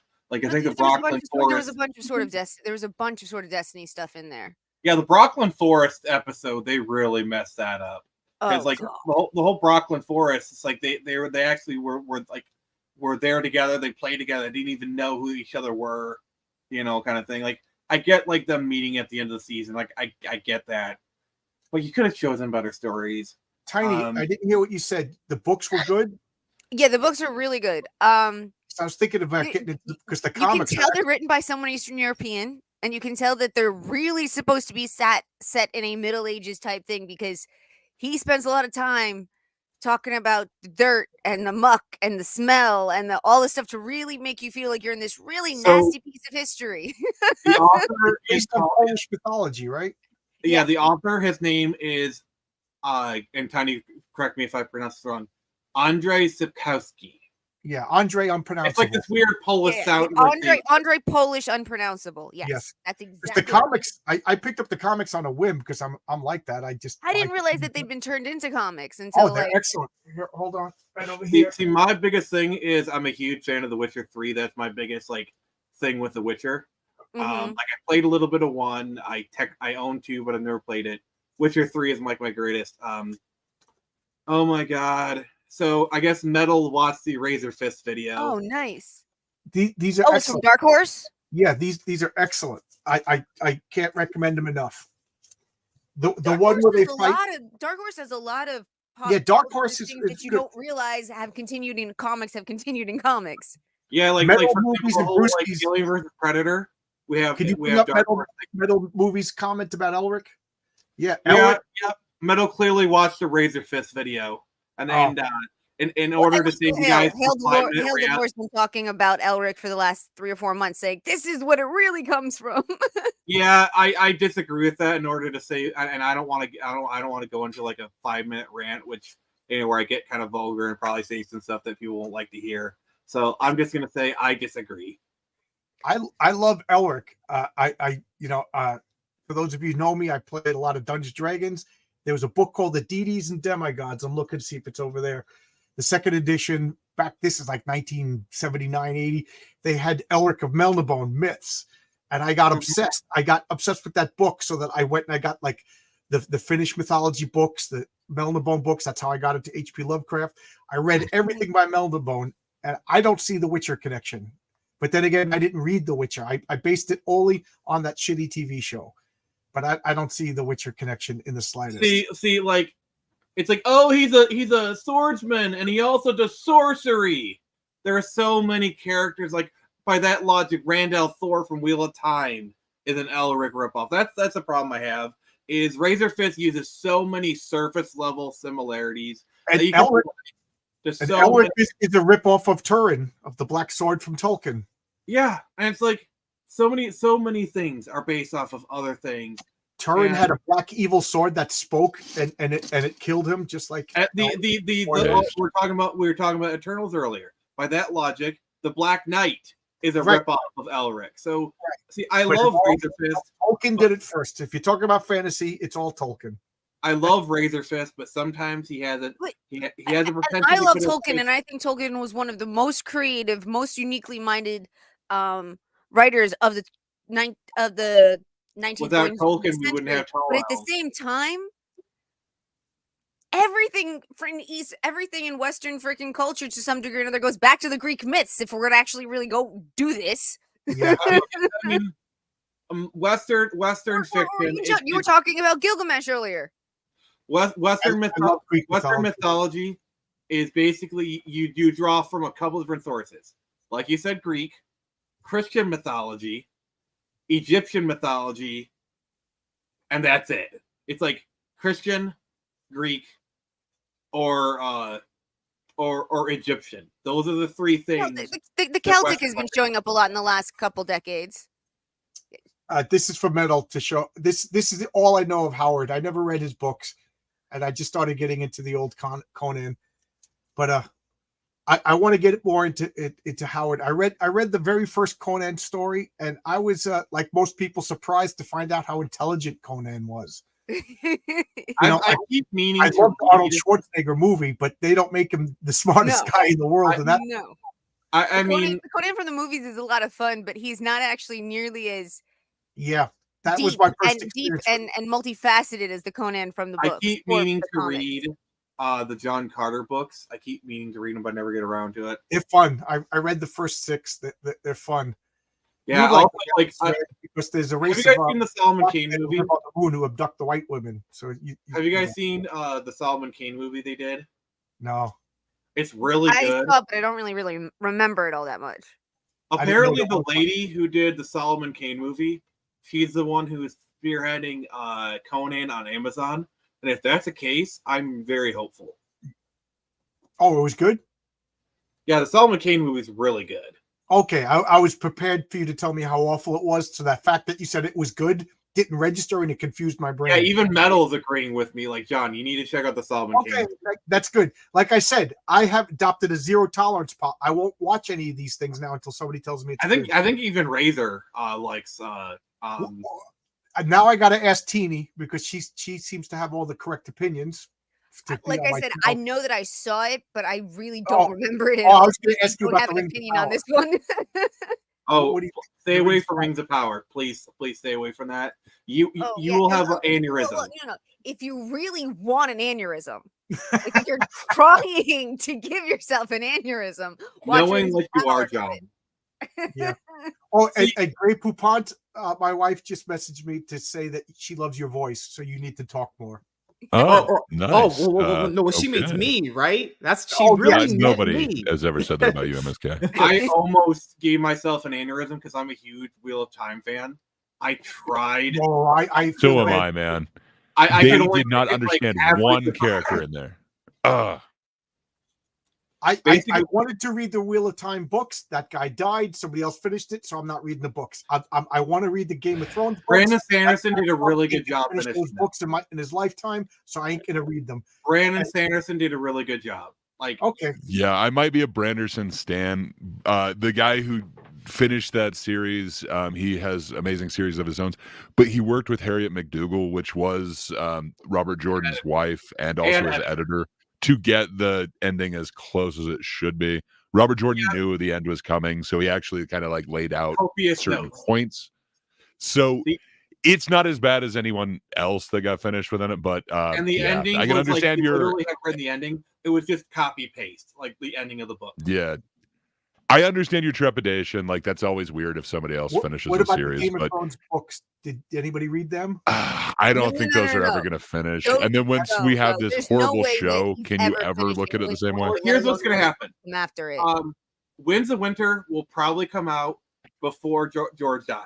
He's got enough of it done that he probably will come out with it. What's going to happen is he's going to die, and then at some point, someone's going to finish the last of the books. Even if George says no, there's just too much money. They'll make a deal with his estate, and they'll finish the books, and it'll probably be pretty decent. And then I think probably in like 10 years, they're going to do a new Game of Thrones show that's going to be accurate to the books. Everyone's going to be mad, because like, oh, Tyrion is he's a little shit now. He got the joke. But I think that's going to happen. I think Winds of Winter is going to come out. George is going to die. They're going to finish the series. And then like 10, 15 years, they're going to do another Game of Thrones series. It's basically Full Metal Alchemist Brotherhood. They're going to do that. I think you might be right, but I think there's still a really big chance that Winds of Winter does not come out before he kicks the bucket. I mean, that's also possible. I mean, he's written a lot of it. Like, apparently he wrote a lot during the pandemic. But like, I know he says he doesn't want anybody to finish it, but money talks. And I guarantee you, his estate is probably going to cut a deal to get the books out. I mean, they might hire Brandon Sanderson for all we know. He can tie it up if he really, really wants to stop it. He can set up a bunch of legal pitfalls for anyone, even in his estate, trying to sell it off. But he'd have to be. You got to be kind of petty at that point. But then I don't think he's petty. I think he's just. I think the ending of the show broke him. I think he doesn't have like the heart in him. Like he kind of wants to, but like also. I feel like Martin got too obsessed with fame. Tell him how it ends. Like, did he not tell them how it ends? No. Like, okay, this is my plan. Well, here's the thing, and here's the worst part about season 8. He did tell them how it ends. So the way that the show ends is kind of the broad strokes. Like Bran probably will be king, but I think in Martin's version, it probably makes a lot more sense. Bran is the worst. All I know is if I was Jon True. Snow, when Jon Snow says, "If only we knew what the Night King wanted," and then Bran's sitting over there eating popcorn, going, "Oh, he wants me." Dude, he should it's have not turned around worth and it. said to him, "You knew that? You knew that?" Really? And now this army's down here. If you knew he wanted you, you should have said something. I would have put your ass on a dragon and flown you up as far north as possible. So this army turns around, and then when they get close to you, fly you over to the west and let that army march over It's best not to think about season 8 because like there are so many like things to like just get like pissed about that like it's just not worth it. Outside the walls. So that they could, how did the dragon know that the throne was the problem? Dragons are pretty intelligent. Let's be honest. Like the dragons in the show are like pretty intelligent. And it's a good thing that the goddess of fire resurrected Jon Snow so his sister could kill the Night King. Yeah, I didn't. Yeah, Dora I didn't read any of the books yet. I just watched the show. But it seemed to me like they were trying that. Like one thing that was being insinuated throughout the seasons was that every time Daenerys burns, she loses a little of her humanity, and that's why that last time when she walked out after killing the Dothraki headman, that that was the end. She had lost what little compassion, empathy, whatever was left of Daenerys. Now she was just a Targaryen. Okay, did anyone else feel that way? That would have been good if they brought. If that would have made more sense than what we got. Yeah, like to me, it's funny. Like every piece of she was actually born sweet. She was born very nice. She wasn't born batshit crazy. She wasn't born vicious. She wasn't born like many Targaryens are. But and she got stronger while she's with the Dothraki. But every time she ends up burning, the person who comes out is stronger, but also colder and less human, less Daenerys. Who she was sweet, but she was forced to be cold and strong in order to survive. And when she did that, she had to shed the sweet Daenerys. I think the problem was she was sweet and everything, and then she had a Starbucks coffee, which didn't exist. And that broke the space-time continuum. Oh, did you ever hear the commentary when they're doing the episode? Like D&D basically bullied her during the recording to like, oh yeah, that was me. Like it's really hard to really listen to that. I also think Jaime Lannister not killing his sister was a problem because he was the king. And they set it up really well because like his arc was he goes back and he kills his sister because he killed the last king when he found out that he basically made napalm bombs and was going to kill. So Cersei was pretty much setting up the same thing. So the king. But you know how they should have done it. I'm sorry. Here's how they should have done it. Is Jaime appears like basically you have like Jaime is still in Winterfell. But all of a sudden, like Jaime appears and he chokes her, and then at the end he takes his face off, and it's Arya. Because that would have been all right. That would have been kind of interesting. Because you're killed too. Also, did you notice, like when you know that map room scene, you notice how Cersei was standing on the neck, and then Jaime was standing in the fingers. Of the dragon bones. No, of like the map of Westeros. Oh, okay. Yeah, it's like they had like that one room where it had like the giant map of Westeros. They're talking about the politics. Cersei, like they had like this overhead shot. Invader says dragons are well known for their advanced knowledge and understanding in politics. I mean, the Shadowrun definitely, because you know the Shadowrun creed: shoot straight, conserve ammo, never ever make a deal with the dragon. You have 2 guests sell me. So well, what do you need selling on? I can sell you a pen sold and a okay, Jordan Belfort. I can also sell you a shirt.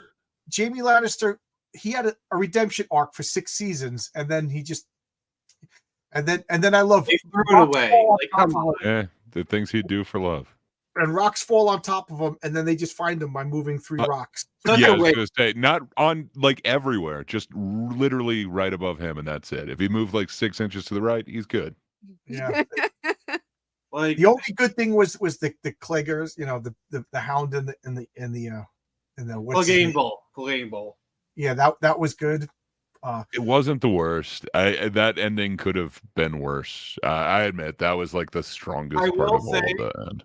Like the first 3 episodes, like the lead up to the long night, and like was kind of good, and like the long night episode was kind of good. Like it was at least well shot. I mean the way they got rid of Dothraki was fucking stupid. Then they're just immediately back. Like I don't know. Like there's visually some cool stuff, but I don't know. Like I don't hate that Arya killed the Night King and like they've done to make the cat paw dagger like really central, but they could have set it up better. Like it would make a lot of sense. Why didn't they have anybody who played any miniatures games? You had they didn't even have the catapults behind the walls. Just they know they're vulnerable to fire. Just keep throwing fire. Then have the dragons swarf down. Why did they send out the cavalry and then use the catapults? It didn't make any sense. No, right? Everything about visually it looks cool. Like you see the light get snuffed out, and it's like, oh, okay. They still could have done that once they ran out of stuff to use in the catapults. Also, the fact that like there were ways to do it that was better. Absolutely. I mean, also they had Jon become a dragon rider for Rhaego. Like, okay, his dragon is his father. Okay, cool. But like that should have been with Jon. Like he shouldn't just be with Daenerys. Like that's Jon's dragon now. Like that's no longer Daenerys' dragon. Like literally once Kit Harington, but like once Jon got on Rhaego, that's his dragon. He has claimed that dragon. Right. They should have been a dragon versus undead dragon fight in the air. You know what I mean? And then while one of them's doing it, the other one's strife down. You know what I mean? They should have been so much. And then get fucking Bran put him on a dragon and fly him away. Also, I just need to say part this. Of the thing is one of the Daenerys kind of forgot about the Ironborn fleet. Like, what the hell? It was just bad. What were you saying, Tiny? Well, I was gonna say that George R.R. Martin actually spends, at least when he was writing the books originally, he spends a lot of time thinking through tactics, thinking through how would it work, how would it go. Right. He's and very then critical when of he was Tolkien no about longer a tactics. part of it, when his details were no longer something he could give to the writers and producers for the show, not a single one of them seemed to think, let's bring in someone who understands tactics or someone who understands historic battles or something. Well, the thing that made nothing from the last 2 or 3 seasons make any fucking sense. Well, the thing that made the early seasons great was a combination of D&D are good at adaptation. Like they are good at adapting stuff, and they can add some stuff here and there. Like Tywin and Arya was not in the books, but it was great. Like it was actually really good content. I love that whole storyline. And George R.R. Martin worked closely with them on the show. Like he actually wrote full episodes of the show.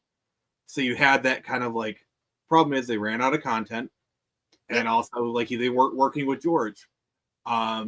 So they kind of had to write their own stuff, and also D&D, like kind of got a little ego head. Plus, like HBO was willing to do 10 seasons. Like everyone's contract was up. They're willing to pay all these actors. Right. They basically said, we'll give you whatever you want. Keep it going. D&D wanted the Star Wars money. They wanted to have the Star Wars deal, so they ended it. Yep. They rushed it. Yeah. And then they don't even end up with Star Wars. I remember, yeah, crazy. Well, you don't, you know, if you hire a construction worker to fix your house and he rushes it, does a shit job, and then you're like, I'm ready. I ain't hiring you. Look what you did over there. Yep. You're only as good as your last job. Yeah. I don't know. Game of Thrones. I ain't gonna read it. Everybody's predicted this guy's gonna die. I only watched episode 1. 70s, and he's not. And I mean, he doesn't live the most healthy life. So well, I was gonna say he looks like the pinnacle of health. You know. I'll just say I watched episode 1 and I was like, this is just not. I'm not really the medieval fantasy kind of guy. It has to be like a very specific thing. That being said, I think House of the Dragon is legit good. People are telling me it's good. Yeah, a lot of people have been saying that House of the Dragon's really, really good. House of the Dragon is Master Swag. You don't like Tolkien stuff like you like stuff like Friday. I think Lord of the Rings is the only obviously Friday with black people. Yeah, that's always that's always my jam. Like Yeah. Black Panther was a movie for you. Yeah, that's what you tell to all your black friends. MSK's favorite movie is The Wiz. That's his favorite. When you have like no conversational skills with any black person, you're like, "Hey, yo, dog, you see Black Panther? That's usually the sign you're gonna get beat up." No, just MSK. saying. Your favorite movie is The Wiz. You like Black Wizard of Oz. Oh God, I hate you so much. Hey, it's got MJ in it. Halo season 1 was peak garbage. That show is trash. Fuck that. Did you know that? But season 2 has like kind of a good episode. Did you watch Robin Hood's? Robin Hood? I haven't had the pleasure yet, but I really want to. The Taron Egerton movie, like the Jamie Foxx, Taron Egerton Robin Hood movie, is not bad. The what movie? The Robin Hood movie, where it's kind of like anachronistic a little bit. It has like Taron Egerton. Bit. I don't care that it's anachronistic. That movie has nothing to do with history except for the fact that which movie are we talking about? Dirty and cold. Yeah, but the thing is that was their intention. They weren't trying to be historically accurate, so I am fine with that because that was their intention. Like basically Black Hawk Down, but with bows. Yeah, I would say the Kevin Costner one. No. I see that movie and I was so mad because Robin Hood wasn't even in it. I was like, it's the origin of Robin Hood. I was like, okay, I guess the secret, just like that movie with the dragons. Oh, you mean the what's the guy from Gladiator? What's his name? Russell Crowe. Yeah. But Robin Hood meant why can't I think of the Matthew McConaughey was in it? It was about dragons and Christian Bale was in it. What the hell was that called? Like something Rain? Rain of Fire. Yeah. I went to go see Rain of Fire and they glossed over like the first 10 minutes. They talked about. I wanted to see tanks fighting dragons and Apache helicopters. And that all happened as the credits are going by, and then it was just like guys trying to grow food in ash. It was a very deceptive trailer. Yeah, if you look at like the box art, it's like dragons everywhere. Hey, put Chang over here says we sound like overgrown children. Put his comment up. I think it's just MSK that he's talking about. I could be wrong. Yeah, we sound like overgrown. Do you see where I'm sitting? You see what's behind me? I work 40 hours a week, busting my chops, building airports so I could come home and act like a goddamn kid. Yeah, I legit do this 7 days a week, multiple streams a day, and I work every day. So yeah, sounds good to me. If you don't like the show, goodbye. I don't care. Who cares? So I wish I could live in a fantasy land. If I could live in a fantasy land, live in a Pokemon world. If I could live in a fantasy land and there's Amaranth and Sydney Sweeney eating my ass and just sucking my balls, sounds great. Sounds good to me. And then you wake up. And this episode had actually been doing so well, and then someone has to trigger his mouth. What did I do? Yeah. What did I do? I like how he's the problem. Well, you turned your mic on again. That's kind of the biggest problem. I love how the troll, Tiny sided with the troll, and she blamed me. Typical white women. Good Lord, man. Lord. No, I mean we've all been blaming you. Okay, this brought up a good question, guys. What fantasy land would you like to live in? Pokemon. That is a good question. Ooh. Do I have to go in the same condition I am now here? No, what's a fantasy? No, Tiny requires wheelchair accessible dungeons. Yes, you want to see yourself? I mean, Tiny, you do have the crutches Spider Woman that the black lady gave you. Even go there. That thing is not a spider person that I will respect or recognize. Tiny could be reincarnated as Oracle. I would love to be Oracle. I would love to be Oracle. He's on a stream where the title is Sydney Sweeney has amazing boobs, and he's surprised it's immature. I mean, for once, your title's not a lie. I put factual statements in my titles. See what you titled this episode before I signed in, so I didn't even know that's what it was called. Oh wow, that's the name. I gotta take this off my channel. I didn't realize that. Oh no, you can rename it on whatever side you are on. I'm just busting chops. Oh, thank God! I don't lose you a whole 2-hour show. That would fucking suck. See, here's the talking about Sydney Sweeney. You know how she's married to the Top Gun Maverick guy, the Hangman.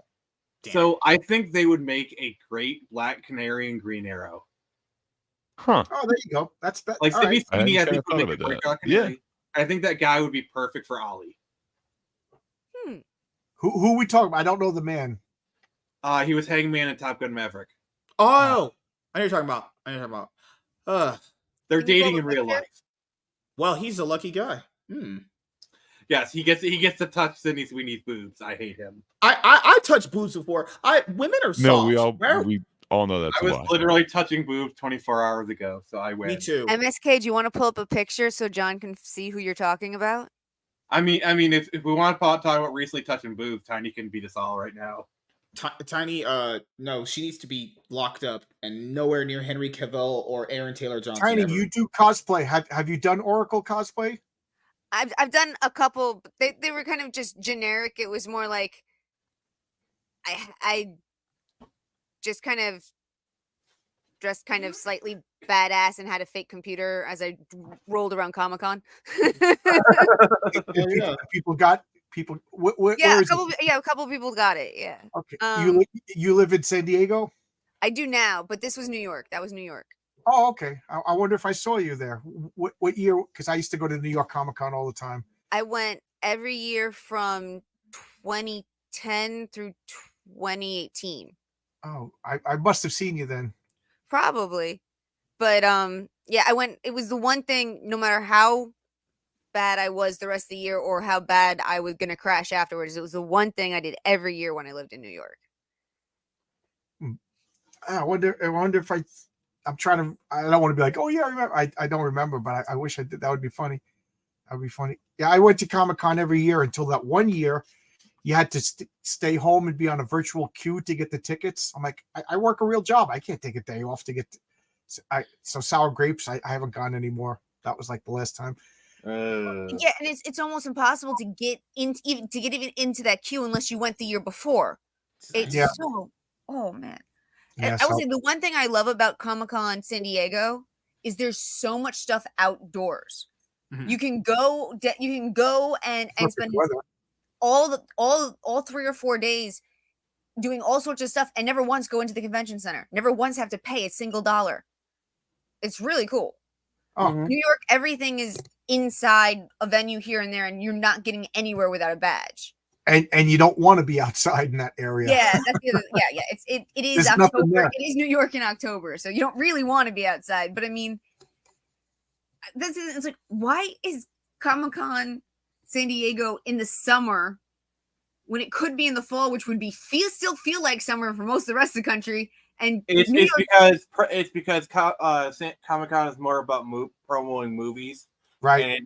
And they need to start getting the hype for like the movies and the TV shows that are going to come out in like the fall and whatnot. Why can't they do New York in June/July and San Diego in October? Because New York in June is gorgeous. Exactly. So the Comic-Con people don't want to spend the money. I'm not joking. That's the reason. No. You're probably right. I was just like, it would make more sense to me. You know, I love New York in June like a Gershwin tune. How about you? You know, New York in June is gorgeous. As I've been dumping on New York a lot for the past 10 years. But if you are going to go to New York, go in June, check out Central Park. Mm-hmm. It's glorious. And then the rest of the year it sucks. 11 months of the year it sucks. Do not go to New York in the snow. It is terrible. The snow, because the New York snow, we all think, oh, it's beautiful snow. No, it's like that for about 8 minutes, and then it mingles with all the garbage juice that's everywhere in Manhattan. There's piles of garbage leaking this Teenage Mutant Ninja Turtle slime. You're gonna go to New York in the winter, take cabs, and watch it from a hotel room. Yeah, don't even necessarily trust the cabs. I watched a cab ping pong slamming 12 different cars on my block. Like I was watching from the second story window as it slid back and forth going down the Well, that isn't my car being destroyed, so whatever. That guy can ping pong all the way up and down Fifth Avenue, and when I get out of the car, it can literally be like it could look like the Epcot ball. And I couldn't give a shit. I'll pay my fare, I'll give him a tip, and then I'll not even think about it again. My point is, even the taxi drivers don't necessarily know how to deal with the snow. Yeah, I agree. We've only ever had snow here a few times. It's like snow sound like it'd be cool. No, snow is cool for like 8 minutes max, and it's like cold as fuck. It's I'm laughing in Michigan right now. I'm laughing in Michigan. Nick, I hate you. Like here's the thing. Let me tell you a story. So you know how like Texas, they get like a dusting and shut down the state. So a buddy of mine, he was in the military. He was in Texas. They got an inch of snow in Texas, which in Texas is like, oh my god. In Michigan, it's nothing. So no. I went to school in Texas. I went to Texas A&M, and yeah, you get like a quarter of slush, and everyone freaks out. And I'm like, you all have trucks. What is the problem? Yeah, like in Michigan, it's like we can get like 3 to 4 inches. I mean, when I was a kid, we sometimes got like 8 to 12 inches of snow during the bad times. Nowadays, it's more like in the bad times like 3 or 4 inches, but still, you drive. So anyway, they got like an inch of snow, and like they're driving. They're the only ones on the highway, and they got pulled over by a cop. He said, "Sir, you do realize this highway is closed?" And the guy says, "Sir, check my driver's license." I saw the Michigan driver's license. They said, "Have a nice day, sir," and he got back into his car. No, but like, literally, like, I mean, I grew up in New York. I'm sorry. I remember the winter of '96. We had so many snow days they had to cut off part of our summer the next year. Oh yeah, I've had that happen a few times. I mean, like, I'm sitting here looking at this slush. Like, it's a quarter inch of slush. And the 24-hour Walmart is shutting down. The 24-hour McDonald's is shutting down. The guys it's a Thursday night, and the guys on the radio are going, "We're out at the clubs on Northgate, but do not come out because it has snowed." And like, everyone's losing. Meanwhile, in Michigan, it's like we get 2 inches, and it's like, schools are not closed. You are expected to go to work. Fuck you. On top of everything else, it is a community full of trucks. These people will be fine. Yeah, and it's like even your average Michigan sports driver, cars, I'd understand it. But even your average Michigan driver, like, knows how to handle snow better than like Texas or whatever. Like we actually have a term for it. For people who haven't had snow, we call them snow virgins. There you go. But it's just really not that hard. It's like drive a front wheel car or all wheel drive. Do not drive a rear wheel drive car. Do not drive a Mustang. Because those things kill crowds even under the best of conditions. You put snow in there, ooh. Go slow. When you start to fishtail, and you will, do not panic. Just keep on going. Like I've known people like in their trucks, they fishtail on purpose. Like and that's like it freaks me the fuck out, and I'm a passenger. But the thing is, they know what they're doing. Like, that's how crazy it is in here in the snow. Well, it's just I know for a fact that some of these guys go off-roading in their trucks. They'll go through mud and clay and silt and all sorts of shit, but a little tiny bit of snow and they're freaking out. Then again, at the same time, I have to admit, if I'm going to be honest and fair, when the sirens would allow, or the tornado alerts would go off, I would be cowering in my bathtub, like surrounded by blankets and pillows, freaking out, while my fiance at the time was ready to go outside and like fly a kite. So it's all what you're raised around. It's all what you're used to. Summer, that reminds me, like last summer, we actually there's actually like a tornado warning in my area. Like there was like a tornado was spotted like a half hour from my house. I remember I put Courage, he was still alive back then, into a tiny cage, and I got on my bed and I threw a blanket over both of us, because like that was like the best I could do for like tornado. Oh, that was a scary like half hour. Well, it's been 3 hours and I gotta go to bed. It's 1:30. Yeah, we're done anyway. I was gonna wrap up. We're just gonna wrap up right now. We'll start with Nick. You got anything planned coming up very soon? Well, I got some good stuff, because Thursday I have a special event stream I'm doing. I'm doing the Ginger Cast, where it is a panel of all redheads and Gross. we're gonna yes, it's gonna be a panel full of people with no souls, myself included, and we're gonna talk about like being redhead, the stereotypes and all that kind of fun stuff. The fact that Hollywood keeps erasing you. Yeah, Ginger side is real. Yeah. Got people like Harmony Ginger, Watcher of the Damned, Eagle Rider, myself, Patty. Oh, it's going to be a great panel of great people. And then I have Friday Night Frenzy. We're debating modern versus retro video games. That's going to be pretty cool. Then Saturday I got my Pokemon playthrough. So yeah, that's good stuff. All right, Gray, what you got coming up? I should have a video dropping soon, but yeah, every Thursday, check out That Darn Kidda's channel for the Thinkers every Thursday morning. It's always a fun time. I think we're supposed to have a pretty big guest this week, but yeah, anyway, it's always fun. So yeah, check out her channel. Yep, I'll have her on for a one-on-one very soon. She's always dying to talk to me because I can rizz up the ladies. That's what I do. No, it's not what you do. Sure. All right, Tiny, beside me rizzing you up every week, what you got planning going on? No, it's basically still just you Tuesdays and Saturdays. Sorry I missed this last Saturday, but it was my mom's birthday. Oh, that's awesome. Wednesdays with the Common Nerd. Mm-hmm. And hopefully one of these coming Fridays I'll be able to make Iron's Rogues Gallery. Mm-hmm. Other than that, I will eventually get my rogue costume back on and do an unboxing. I really need to have you on one of my streams one of these days. No. She can only be here. I manage her time, actually. Right. But I'm gonna do an unboxing of Rogue American Dream because Dave was nice enough to send me a copy. That's awesome. Yeah, I'm friends with the guy on Twitter. He's pretty cool. He's very cool, and I'm going to do an unboxing of the comic and look at it and do a stream in the costume that I wore for Comic-Con to represent him. So that's great. Okay. Dear God, I'm just waiting for someone to do a Screecher cosplay. MSK.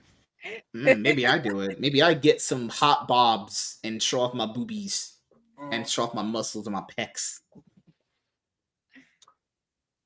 All right. John, what you got planned coming up? Tomorrow at 1 Eastern Standard Time, I have Jim Shooter will be on my show. We're gonna holy crap! Oh wow, that's great. That's nice. great. Getting all the big ones. And then at 7 o'clock, I have Unbreakable Argonauts, and then 8:30, I'll be comic book team up with RJ from the Fourth Age, and then Friday, I will have a showcase, and I'll talk about this children's book. And Lord! We'll talk about this book. The fantastic one that's available in every elementary school. Yeah, why we'll actually see what's inside this book. And Good Lord. And then Sunday, that's a very poor choice of words. Try not to slit your throat when you go through it. And then Sunday, I'll break up my copy of Son of Origins. We're going to look at the first appearance of the Hulk #1. Oh, hell yeah. Awesome. Yes, the Sunday comics, I try to, do key issues of comic book history, like, X-Men 1, Fantastic Four 1. Hulk #1 is the first comic I don't have, so I had to get a reprint to talk about it. So, I don't know how you got in contact with Jim Shooter. That's crazy. I just asked him. Awesome, man. Yeah, he likes to talk. Yeah. And and then I got my comic Heroic Tales. We're building the campaign page as we speak. Awesome. We'll keep that up for a couple of weeks and then actually launch the comic. So there we go. Matter of fact, I just got the latest page from Renzo as we were talking. Got to check it out. And cool.